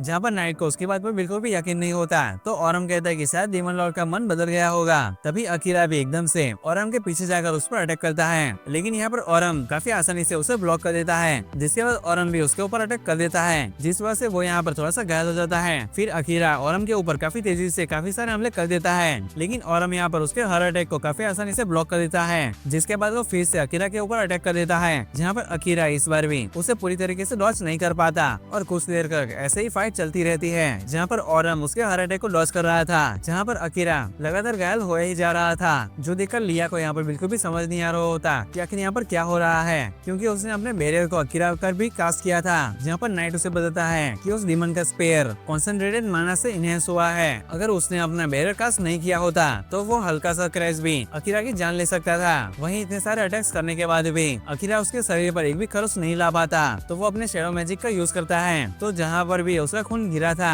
वहाँ पर शैडो शैडो बीस्ट को ले आता है और उनसे ऑरम पर हमला करवाता है, जहाँ पर ऑरम भी सभी शैडो बीस्ट को हरा रहा था। लेकिन इसी बीच एक बीस्ट उसके पैर पर काट लेता है और इस मौके का फायदा उठाकर अकीरा उसके ऊपर अटैक कर देता है, जिस वजह से वो यहाँ पर घायल हो जाता है। जिसके बाद ऑरम यहाँ पर फ्लूट को बजाने लगता है, जिसकी वजह से वहाँ पर 3 पावरफुल मॉन्स्टर्स आ जाते हैं जो कि एक साथ ही अकीरा के ऊपर अटैक करने वाले थे। जहाँ पर अकीरा देखता है कि इतनी जल्दी वो दोबारा से शैडो मैजिक का यूज नहीं कर सकता, तो लिया अकीरा के चारों तरफ एक प्रोटेक्टिव बैरियर बना देती है जो कि उन मॉन्स्टर्स के अटैक से उसे बचा लेता है और इन तीनों मॉन्स्टर्स के अटैक को रिफ्लेक्ट करके उन्हें हरा भी देता है। यही स्पेल की वजह से लिया काफी थक जाती है, जहाँ पर उस डीमन का स्पेल का असर एमिलिया के ऊपर से खत्म हो जाता है, जिस वजह से वो यहाँ पर मूव कर सकती है। वहीं पर ऑरम यहाँ पर बोल रहा होता है कि कम से कम उसे मजा तो आया और अकीरा को उसे मार देना चाहिए, क्योंकि डीमंस कभी भी सरेंडर नहीं करते। लेकिन तभी वहाँ पर अचानक से एक टेलीपोर्टेशन सर्कल बनता है और उसके अंदर से एक माहिरो नाम का डीमन आता है जो कि 2nd ग्रेड का है। वहीं पर नाइट उसे देखकर कहता है कि अकीरा तुम इसे फाइट मत करना,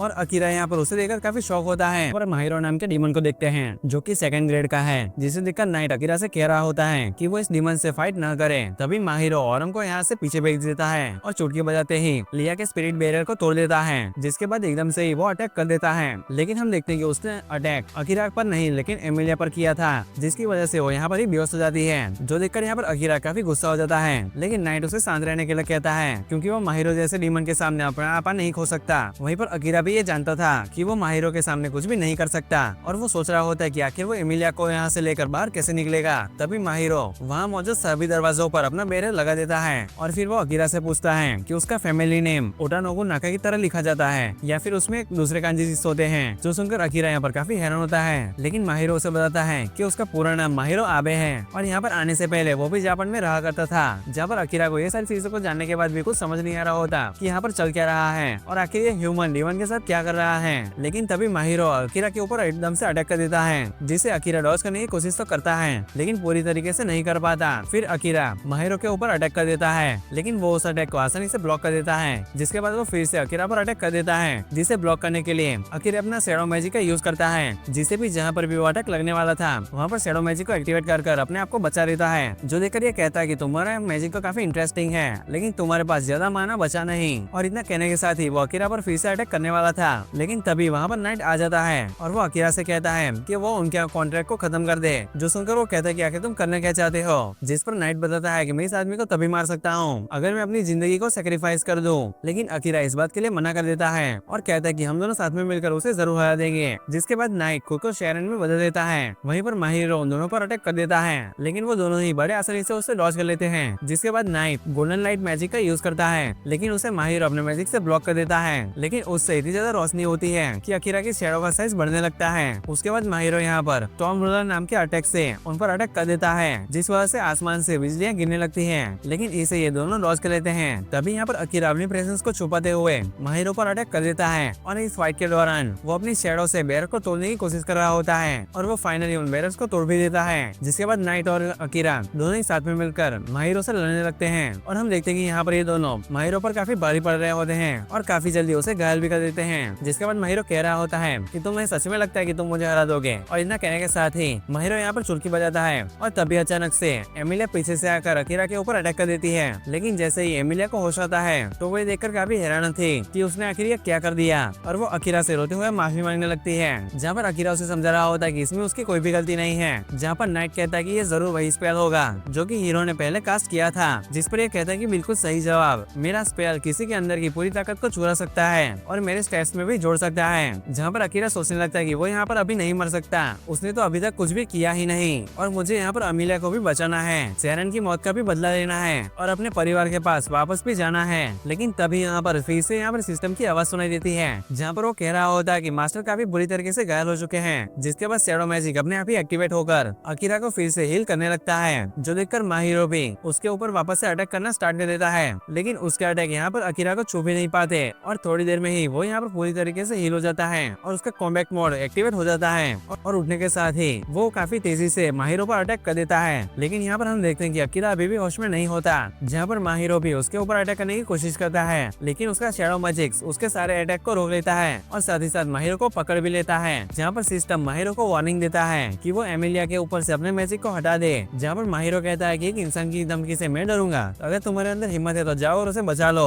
और तभी यहाँ पर अचानक से अकीरा को भी होश हो जाता है और एमिलिया को बचाने के लिए खुद ही उस अटैक के सामने आ जाता है। लेकिन जैसे ही वो अटैक उस पर लगने ही वाला था तभी वो सारे स्पेल एकदम से गायब होने लगते हैं। जहाँ पर हम देखते हैं कि ये सारी चीजें क्रो ने की थी। वहीं पर माहिरो उसे देखकर कहता है कि अरे वाह, तुम अभी तक मरे नहीं, और औरम को लेकर वहाँ से चला जाता है। जिसके बाद अकीरा भी यहाँ पर बेहोश हो जाता है। फिर यहाँ पर उसे क्रो के घर में होश आता है, जहाँ पर नाइट उसे बता रहा होता है कि इस बार वो 3 दिन और 5 घंटे बाद उठा है। तभी वहाँ पर क्रो भी आ जाता है और वो उसे बताता है कि उसने लिया को अपने पेरिस में वापस भेज दिया है। जिसके बाद क्रो के बुलाने पर सुकासा और उसके दोस्त भी वहाँ पर अंदर आ जाते हैं। जहाँ पर अकीरा उनसे पूछता है कि वो लोग यहाँ पर आखिर क्या कर रहे हैं, तो वो उनसे बताते हैं कि वो और क्रो पुराने दोस्त हैं, वो यहाँ पर वेपन्स लेने आए हैं। जहाँ पर सुकासा अकीरा को बताता है कि किलिस ने असाहिना को कंट्रोल कर यहाँ पर जितने भी मौजूद हैं उन सभी के कर्ज तोड़ दिए थे, और अपने ऊपर से कर्ज को हटाने के लिए वो अकीरा का शुक्रिया अदा करता है। डिनर के बाद किलिस अकीरा को बता रहा होता है कि उसे नाइट की पोजीशन से हटा दिया गया है, और आगे असाहिना अकीरा से कह रहा होता है कि वो बहुत समय से उससे मिलना चाहता था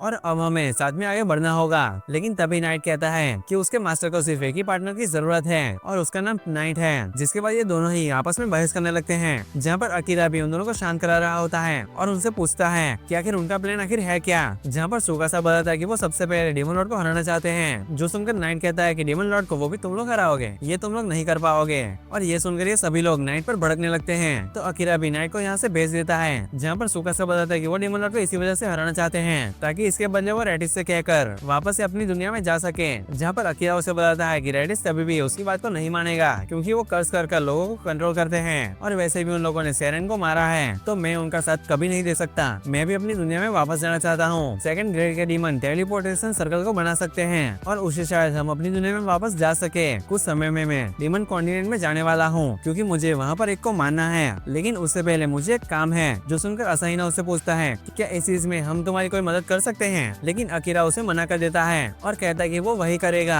जिससे कि उसके घर जाने के चांसेस सबसे ज्यादा होंगे। जो सुनकर एमिलिया वहाँ से चली जाती है और अकीरा उनसे कहता है कि जो भी वो करना चाहते हैं वो बिल्कुल सोच समझ कर करे, और फिर इतना कहने के साथ वो वहाँ से जाने लगता है। फिर वो एमिलिया के पास आता है, जो कि उससे कह रही होती है कि वो दोनों अलग हो जाएंगे। उसे ये पता था, लेकिन ये सोचकर मुझे काफी दुख हो रहा है, और अकीरा को चोट पहुंचाने के लिए उसे माफी मांग रही होती है। लेकिन मुझे इस बात की खुशी है कि कम से कम वो जब वापस जाएगा तो उसके सीने में उसकी एक निशानी होगी, क्योंकि वापस जाने पर वो तो उसे भूल ही जाएगा। जहाँ पर अकीरा कहता है कि ऐसा कभी भी नहीं होगा, और बताता है कि उसकी दुनिया में जो लोग हमेशा साथ रहने का वादा करते हैं वो एक दूसरे को अंगूठी पहनाते हैं, और अपनी तलवार को निकालकर अपनी उंगली पर एक अंगूठी का निशान बना लेता है। और फिर वो एमिलिया से कहता है कि वो भी एक ऐसी पर्सन है जो कि उसकी लाइफ में मैटर करती है। जिसके बाद एमिलिया भी उसे गले लगा लेती है, जिसके बाद वो भी एमिलिया की उंगली पर भी निशान बना देता है, और एमिलिया से कहता है कि मैं तुम्हारी हर इच्छा को जानना चाहता हूँ ताकि मैं उसे पूरा कर सकूं। जहाँ पर एमिलिया कहती है कि उसकी इच्छा है कि वो कभी भी न मरे और हमेशा उसके साथ रहे, और उसके दिल में उसके अलावा किसी और की जगह न हो। जो सुनकर अकीरा कहते हैं कि उसकी हर इच्छा उन्हें अकीरा को साबित करके दिखाना ही होगा कि वो लोग उसके साथ जाने के लायक हैं। तभी एक लड़का उन्हें बताता है कि पास के ही टाउन में एक ब्यूटी कॉन्टेस्ट होता है, लेकिन हर साल जो भी उस कॉन्टेस्ट को जीतता है वो लड़की गायब हो जाती है, और ऐसा माना जाता है कि उन्हें किडनैप कर ब्लैक मार्केट में बेच दिया जाता है। और उन्हें ये लग रहा होता है कि अगर वो इस मैटर को सॉल्व कर देंगे तो अकीरा उन्हें बोझ की तरह नहीं देखेगा। इसके साथ ये लोग अकीरा की पार्टी को भी साथ में इनवाइट कर उस फेस्टिवल की तरफ जाने लगते हैं। वहीं एमिलिया को लग रहा था कि ब्यूटी कॉन्टेस्ट के प्राइज में बहुत सारी खाने की चीजें मिलेंगी, और इसी वजह से वो उसमें पार्टिसिपेट करना चाहती है। तभी जाते हुए उन्हें काफी शोर आया होता है, और जब अकीरा वहाँ पर जाता है तो वहाँ जाकर उसे पता लगता है कि ये लड़की बहस इसीलिए कर रही थी क्योंकि ये लोग एक डीमन को ब्यूटी कॉन्टेस्ट में हिस्सा नहीं लेने दे रहे।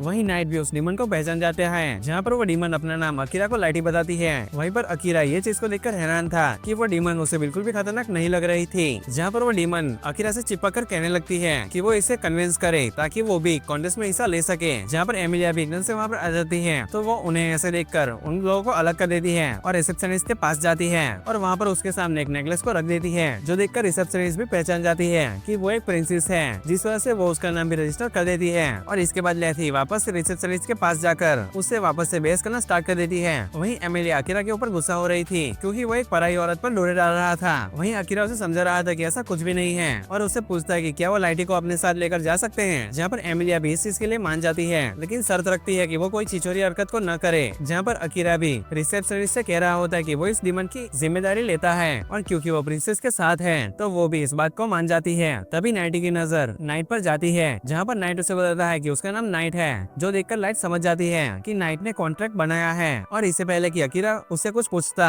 तो लाइट कहती कहती है कि वो दोनों एक दूसरे को जानते हैं और वो बाद में इसके बारे में सब कुछ बता देगी। और अभी कॉन्टेस्ट को शुरू होने में काफी टाइम था, तो वो लोग भी घूमने के लिए निकल पड़ते हैं, जहाँ पर नाइटी सभी से कह रही थी कि कॉन्टेस्ट में सभी लोग उसे ही वोट दे, और जोर जबरदस्ती से काफी सारे लोगों पर साइन भी करने लगती है। और दूसरी तरफ नाइट अकीरा से के बात कर रही होती है कि ये डीमन थोड़ी सी अलग है। तभी यहाँ पर दो लड़कियां अकीरा को पहचान जाती है और उसे साइलेंट असेसन कहकर बुला रही होती है। और जैसे ही अकीरा की नजर उन पर पड़ती है तो वो दोनों ही शर्माकर वहाँ से भाग जाती है, जहाँ पर क्रो भी अकीरा को बताता है कि जब वो डीमंस को मार रहा था तो लोगों ने उसे देख लिया था, जिसकी वजह से वो काफी फेमस हो गया है। जिसके बाद वो उसे एक येलो टैग देता है और उसे बताता है कि उसके कारनामों की वजह से गेलेन ने उसे सीधा ही येलो टैग पर प्रमोट कर दिया है, जहाँ पर एमिलिया उसे बताती है कि ये उसकी आइडेंटिटी की तरह यूज हो सकता है और उसके पास भी एक ऐसा सिल्वर है जो कि अकीरा से काफी ज्यादा ऊपर है, और उसकी बहन के पास गोल्ड का, जो कि सिर्फ दुनिया में 4 ही लोगों के पास है। जहाँ पर असाहिना भी कहता है कि वो लोग भी येलो रैंक पर है, तो अगर उसके पास कोई भी एडवेंचरिंग के लेकर सवाल है तो वो उनसे पूछ सकता है। तभी कुछ लड़कियां यहाँ पर एमिलिया को खाने के लिए बुला रही होती है, जिसके बाद सुकासा भी वहाँ से चला जाता है। और सबके जाने के बाद अकीरा यहाँ पर नाइट को एमिलिया के साथ भेजता है, जिसके बाद वो क्रो से पूछ रहा होता है कि वो लोग इनके साथ फेस्टिवल में क्यों आए हैं, क्योंकि उसे देखकर लगता तो नहीं कि वो फेस्टिवल में जरा सा भी इंटरेस्टेड है। जहाँ पर क्रो से कहता है कि तुम्हें पता है मैंने अपनी बहन का बदला क्यों नहीं लिया, इसीलिए नहीं क्योंकि वो मुझे बदला लेते हुए नहीं देखना चाहती थी, बल्कि इसलिए क्योंकि मैं बूढ़ा हो रहा हूँ। ये तुम्हें भले ही ऊपर से न दिखे, लेकिन उम्र के साथ वो कमजोर होते जा रहा है। ग्रैम क्लस्टर हमेशा ही ताकत पर बॉडीगार्ड से घिरा हुआ होता है, तो मैं उसे बिल्कुल भी नहीं मार पाऊंगा। जो नाम को सुनकर अकीरा को याद आता है कि जो रास्ते में उसे बैंडेड्स मिले थे वो भी ग्रैम के ही थे। जहाँ पर क्रो भी कहता है कि क्या तुम जानते हो एमिलिया के यहाँ पर आते ही इतने सारे डीमंस उसके पीछे क्यों पड़ गए, क्योंकि उसका यहाँ पर होने की इन्फो भी ग्राउंड ने ही लीक की थी, क्योंकि उसके पास ऐसी पावर्स हैं जिसे जो भी सिटी के अंदर आते हैं या फिर सिटी से बाहर जाते हैं वो उनकी इन्फॉर्मेशन को निकाल सकता है। जिसके बाद वो बताता है कि जब उसने एमिलिया का स्टाक बनाया था तो उसमें एक मैजिक स्टोन को डाला था और उसी वजह से अकीरा के खतरे में होने का उसे पता चला था, और इसी वजह से वो समय पर उनकी मदद करने के लिए पहुंच सका। जहाँ पर अकीरा कहता है कि ये सारी चीजें तुम मुझे अभी क्यों बता रहे हो, तो क्रो कहता है क्योंकि तुम मेरी रिक्वेस्ट को एक्सेप्ट करो, क्योंकि मेरे पास असिस्टेंट के लिए एक जॉब है। और जैसे ही अकीरा उस काम को सुनता है तो वो काफी हैरान हो जाता है। जिसके बाद वहाँ पर केलिस आ जाता है, तो क्रो उसे कहता है कि वो साथ में चलेंगे ताकि वो रहने के लिए रूम को ढूंढ सके। जहाँ पर उसके साथ जाते जाते क्रो अकीरा से कह रहा होता है कि कॉन्टेस्ट के समय में वो उसका नाम ले ले तो उसे आराम से बैठने के लिए सीट्स मिल जाएंगी। जिसके बाद यहाँ पर कॉन्टेस्ट भी शुरू हो जाता है, जहाँ पर कंटेस्टेंट नंबर 2 एक नाइट यूकी थी। वहीं क्रो का नाम लेने की वजह से उन लोगों को एक प्राइवेट जगह मिल जाती है, जहाँ पर शियोरी और एमिलिया भी कॉन्टेस्ट में सामने आती हैं। जहाँ पर एमिलिया को देखकर यहाँ पर अकीरा वापस से ब्लश करने लगता है। वहीं पर आखिरी कंटेस्टेंट लेती थी, जहाँ पर वो कुछ मैजिक स्टोन्स को अपने दोनों साइड को रख देती है और उसके बाद वो अपना क्लोक को हटा देती है और सभी से कह रही होती है कि सभी लोग उसके लिए वोट करें। और जब शाम को वोटों की गिनती खत्म होती है तो हमें पता चलता है कि एमिलिया और लाइटी के बीच में टाई होता है, जो कि इस कॉन्टेस्ट में पहली बार हुआ है। वहीं लाइटी अगले साल होने वाले कॉन्टेस्ट में भी हिस्सा लेना चाहती थी। वहीं पर लाइट उसे समझाती है कि अगर वो अपनी तरफ ज्यादा अटेंशन खींचेगी तो उसके फादर को ये बिल्कुल भी पसंद नहीं आएगा। लेकिन लाइटी को इस सारी चीजों से कोई भी फर्क नहीं पड़ता, क्योंकि वो अपने पापा से लड़कर भाग चुकी है। जहाँ पर अकीरा नाइट से पूछता है कि आखिर ये लड़की है कौन, तो नाइट उसे बताता है कि ये लड़की डीमन लॉर्ड की बेटी है। जो सुनकर यहाँ पर सभी लोग काफी हैरान होते हैं। वहीं पर हम देखते हैं कि यहाँ पर एक दीवार पर कैमरा लगा हुआ होता है, जिसकी वजह से ग्रैम इन सभी लोगों को देख रहा था और वो अपने सोल्जर से कह रहा होता है कि वो इन सभी लोगों पर नजर बनाए रखे, क्योंकि ये एमिलिया को पकड़कर डीमंस के हवाले करना चाहता है, क्योंकि उसे लग रहा होता है कि इस काम को करने की वजह से उसे काफी सारे पैसे मिलेंगे। दूसरी तरफ यहाँ पर अकीरा जब वाला एक का यूज करता है तो उसे पता चलता है कि लाइटी के स्टेट्स काफी ज्यादा खतरनाक है। वहीं पर एमिलिया उससे कहती है कि इसके बारे में तो उसे पहले से ही पता था,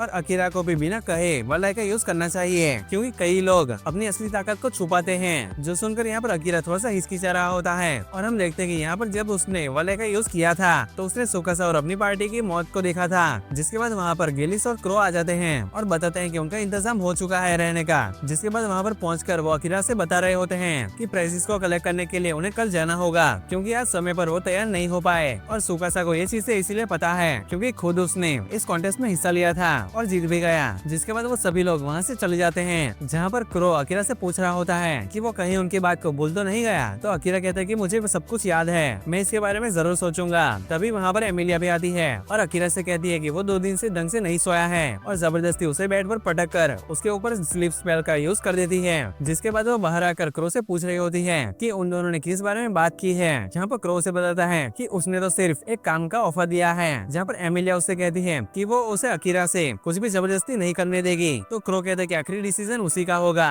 और अगर वो एक्सेप्ट करता है तो उसकी वजह एमिलिया होगी, क्योंकि वो तुम्हें प्रोटेक्ट करना चाहता है। फिर अगली सुबह ये सभी सभी लोग अपने प्राइस को कलेक्ट करने के लिए जा रहे होते हैं, लेकिन अकीरा यहाँ पर अभी तभी सो रहा होता है। जिसके बाद वो लोग उस लोकेशन पर पहुंच जाते हैं जो कि एक टूटा फूटा कासल होता है। तभी वहाँ पर कुछ लोग आ जाते हैं और एमिली से कहते हैं कि सरकार मुझसे मिलना चाहते हैं और अगर वो नहीं मानती है तो वो उसे जबरदस्ती ले जाएंगे। लेकिन तभी एमिली अपने ग्रेविटी मैजिक का यूज करती है और उन तीनों को बड़े आराम से हरा देती है और उनसे पूछती है कि आखिर ग्राम उसके साथ क्या करना चाहता है। तो वो बताता है कि जो भी फेस्टिवल को जीतते हैं उनके ऑर्गन्स को निकाल कर ग्राम बेच देता है, जिस वजह से एमिली को काफी गुस्सा आने लगता है और अपने ग्रेविटी मैजिक से उन्हें और भी ज्यादा दबाने लगती है। लेकिन तभी वहाँ पर लेटी आकर उससे रोक लेती है और कहती है कि वो लोग भले ही क्रिमिनल्स हो लेकिन उन्हें मानना नहीं चाहिए। बुरे लोगों की भी अपनी एक कहानी होती है और किसी को भी उन्हें खत्म करने का कोई हक नहीं है। वहीं पर एमिलिया ने अकीरा को अपने मैजिक से सुलाया था तो अकीरा का माइंड उससे लिंक हो गया है, तो वो भी उसके सामने की चीजों को देख पा रहा था और वो मन ही मन लेटी का शुक्रिया अदा करता है क्योंकि वो भी नहीं चाहता था कि एमिलिया किसी की जान ले। जिसके बाद उसे भी यहाँ पर होश आ जाता है और सोचने लगता है कि अगर उसने किसी की जान ली और एमिलिया को उसके बारे में पता चल गया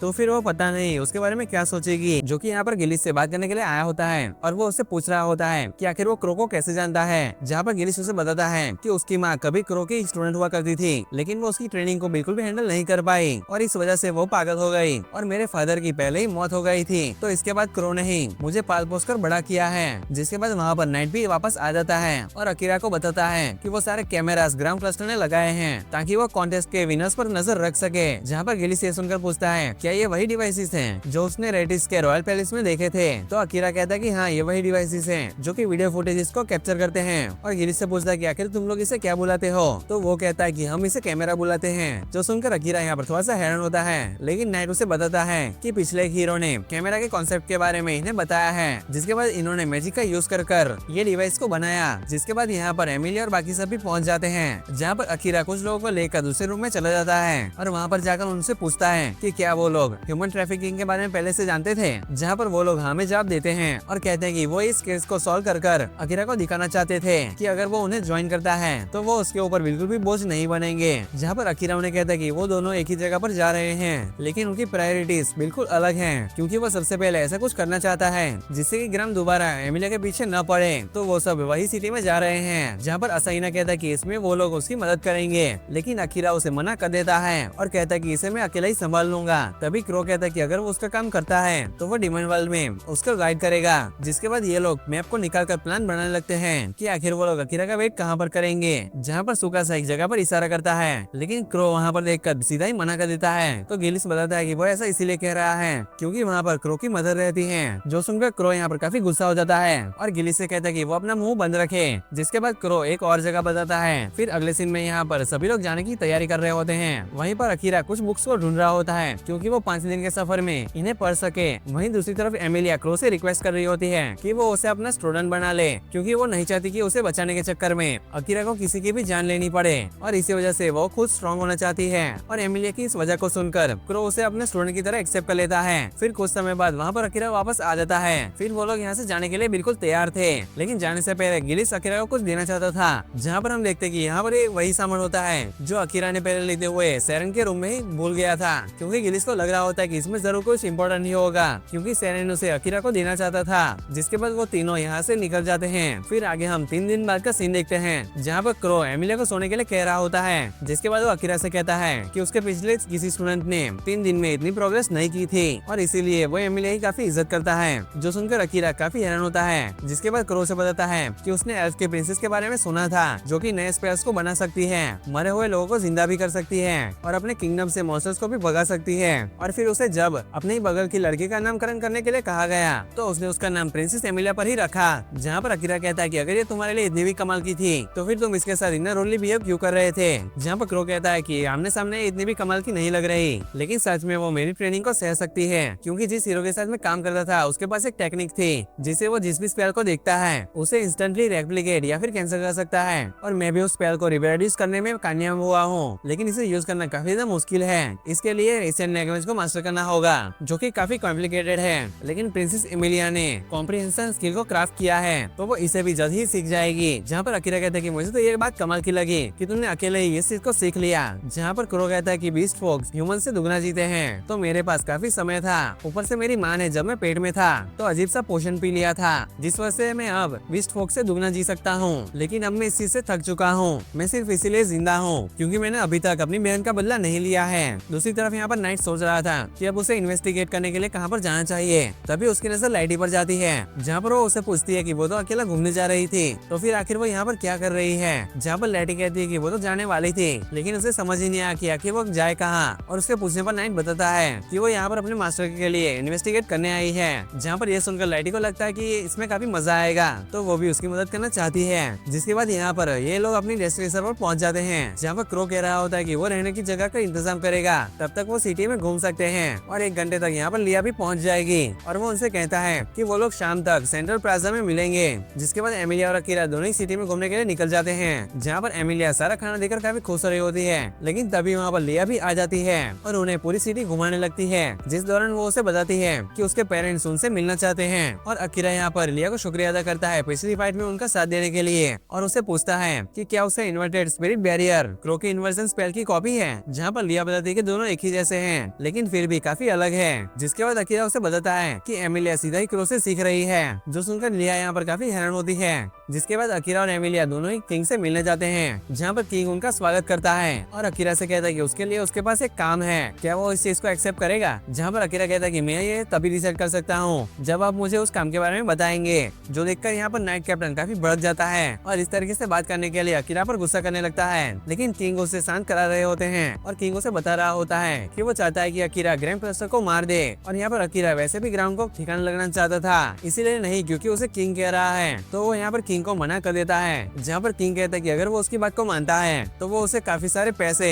और प्रोटेक्शन भी देगा। जहाँ पर अकीरा कहता है कि ना ही मुझे पैसों की कमी है और ना ही ऐसे लोगों की प्रोटेक्शन की जो कि मुझसे भी कमजोर हो। जो सुनकर यहाँ पर नाइट कैप्टन फिर से यहाँ पर भड़क जाता है और किंग से परमिशन मांगने लगता है ताकि वो अकीरा के साथ ड्यूअल कर सके, जिसके लिए अकीरा और किंग दोनों ही तैयार हो जाते हैं। फिर यहाँ पर उनके ड्यूअल का इंतजाम कर दिया जाता है, जहाँ पर अकीरा अपनी तलवार को एमिलिया को दे देता है, जो देखकर नाइट कैप्टन यहाँ पर काफी हैरान होता है और वो उसे पूछता है कि क्या वो उसके साथ बिना वेपन के लड़ेगा। जहाँ पर अकीरा कहता है कि नहीं, ऐसा नहीं है, बस मैं एक अच्छे असैसिन की तरह अपने टूल्स का यूज करूंगा। जिसके बाद यहाँ पर किंग के ऑर्डर पर उनका डुअल स्टार्ट हो जाता है, जहाँ पर नाइट कैप्टन अपनी एक्स से पत्थरों को उखाड़ कर अकीरा की तरफ फेंक रहा होता है, लेकिन अकीरा यहाँ पर सारे पत्थरों को काफी आसानी से लॉन्च कर लेता है। जिसके बाद नाइट कैप्टन उसके ऊपर सीधा ही अटैक कर देता है, लेकिन वो उसे ही काफी आसानी से लॉन्च कर लेता है और अपनी कुनाई को थ्रो कर उसके पिछले पैर में बांध देता है। लेकिन इतना नाइट कैप्टन को रोकने के लिए काफी नहीं था, जो कि उसे अपनी तरफ ही खींच लेता है। जहाँ पर अकीरा उसके वेपन के अटैक को लॉन्च कर लेता है और फिर बिल्डिंग के ऊपर से कूदकर सीधा ही नाइट कैप्टन की तरफ बढ़ जाता है। तभी हम देखते हैं कि यहाँ पर अकीरा की कुनाई सीधा ही नाइट कैप्टन की गर्दन पर होती है और उसका वेपन भी यहीं पर तबाह हो चुका था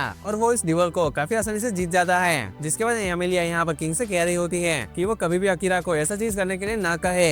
जहाँ पर किंग भी उसकी बात को मान जाता है, लेकिन वो कहता है क्या वो दिमाग से थोड़ा सा हिला हुआ है, क्योंकि वो ह्यूमन से प्यार करती है जो कि उससे काफी कम जिंदगी जिएगा। जो सुनकर एमिलिया काफी दुखी हो जाती है। फिर अगले सीन में यहाँ पर ये दोनों बोट पर होते हैं, तब अकीरा उसे पूछ रहा होता है कि आखिर तुम इतनी सैड क्यों हो, लेकिन एमिलिया कहती है कि ऐसा कुछ भी नहीं है, वो काफी खुश है क्योंकि अकीरा उसके साथ है। लेकिन अकीरा कहता है कि शुक्रिया तो मुझे तुम्हें कहना चाहिए क्योंकि वो उसकी फैमिली को छोड़कर उसके साथ आई है। और ये सुनकर होते हुए एमिलिया उसे गले लगा लेती है और कहती है कि उसके बिना वो नहीं जीना चाहती और कभी भी उसकी मौत होती है तो वो अपनी भी जान ले लेगी। जिसके बाद यहाँ पर ये दोनों क्रो के साथ अपने रूम पर आ जाते हैं, जहाँ पर एमिलिया अकीरा से कह रही होती है कि उन्हें अब बेड पर जाकर कुछ खेलना चाहिए, लेकिन वहाँ पर वो उसे मना कर देता है और बुक को खोलकर उसे पढ़ने लगता है। जहाँ पर क्रो कहता है कि उसे देखकर उसे एक इंसान की याद आती है, उसे भी नॉलेज की काफी भूख थी और उसे जब भी समय मिलता था तो वो किताब पढ़ने लगता था, जो कि तलवार और मैजिक दोनों का यूज कर सकता था और उसका नाम सेरेन मिथरे था। जहाँ पर अकीरा कहता है कि सेरेन के उसके ऊपर काफी एहसान है और वो उसका बदला जरूर लेगा। जहाँ पर क्रो कहता है कि सेरेन को मारने के लिए जो भी नाइट रेवंस किंग ने हायर किए थे उन्हें देने वाला ग्राउंड ही था, यानी कि अगर ग्राउंड न होता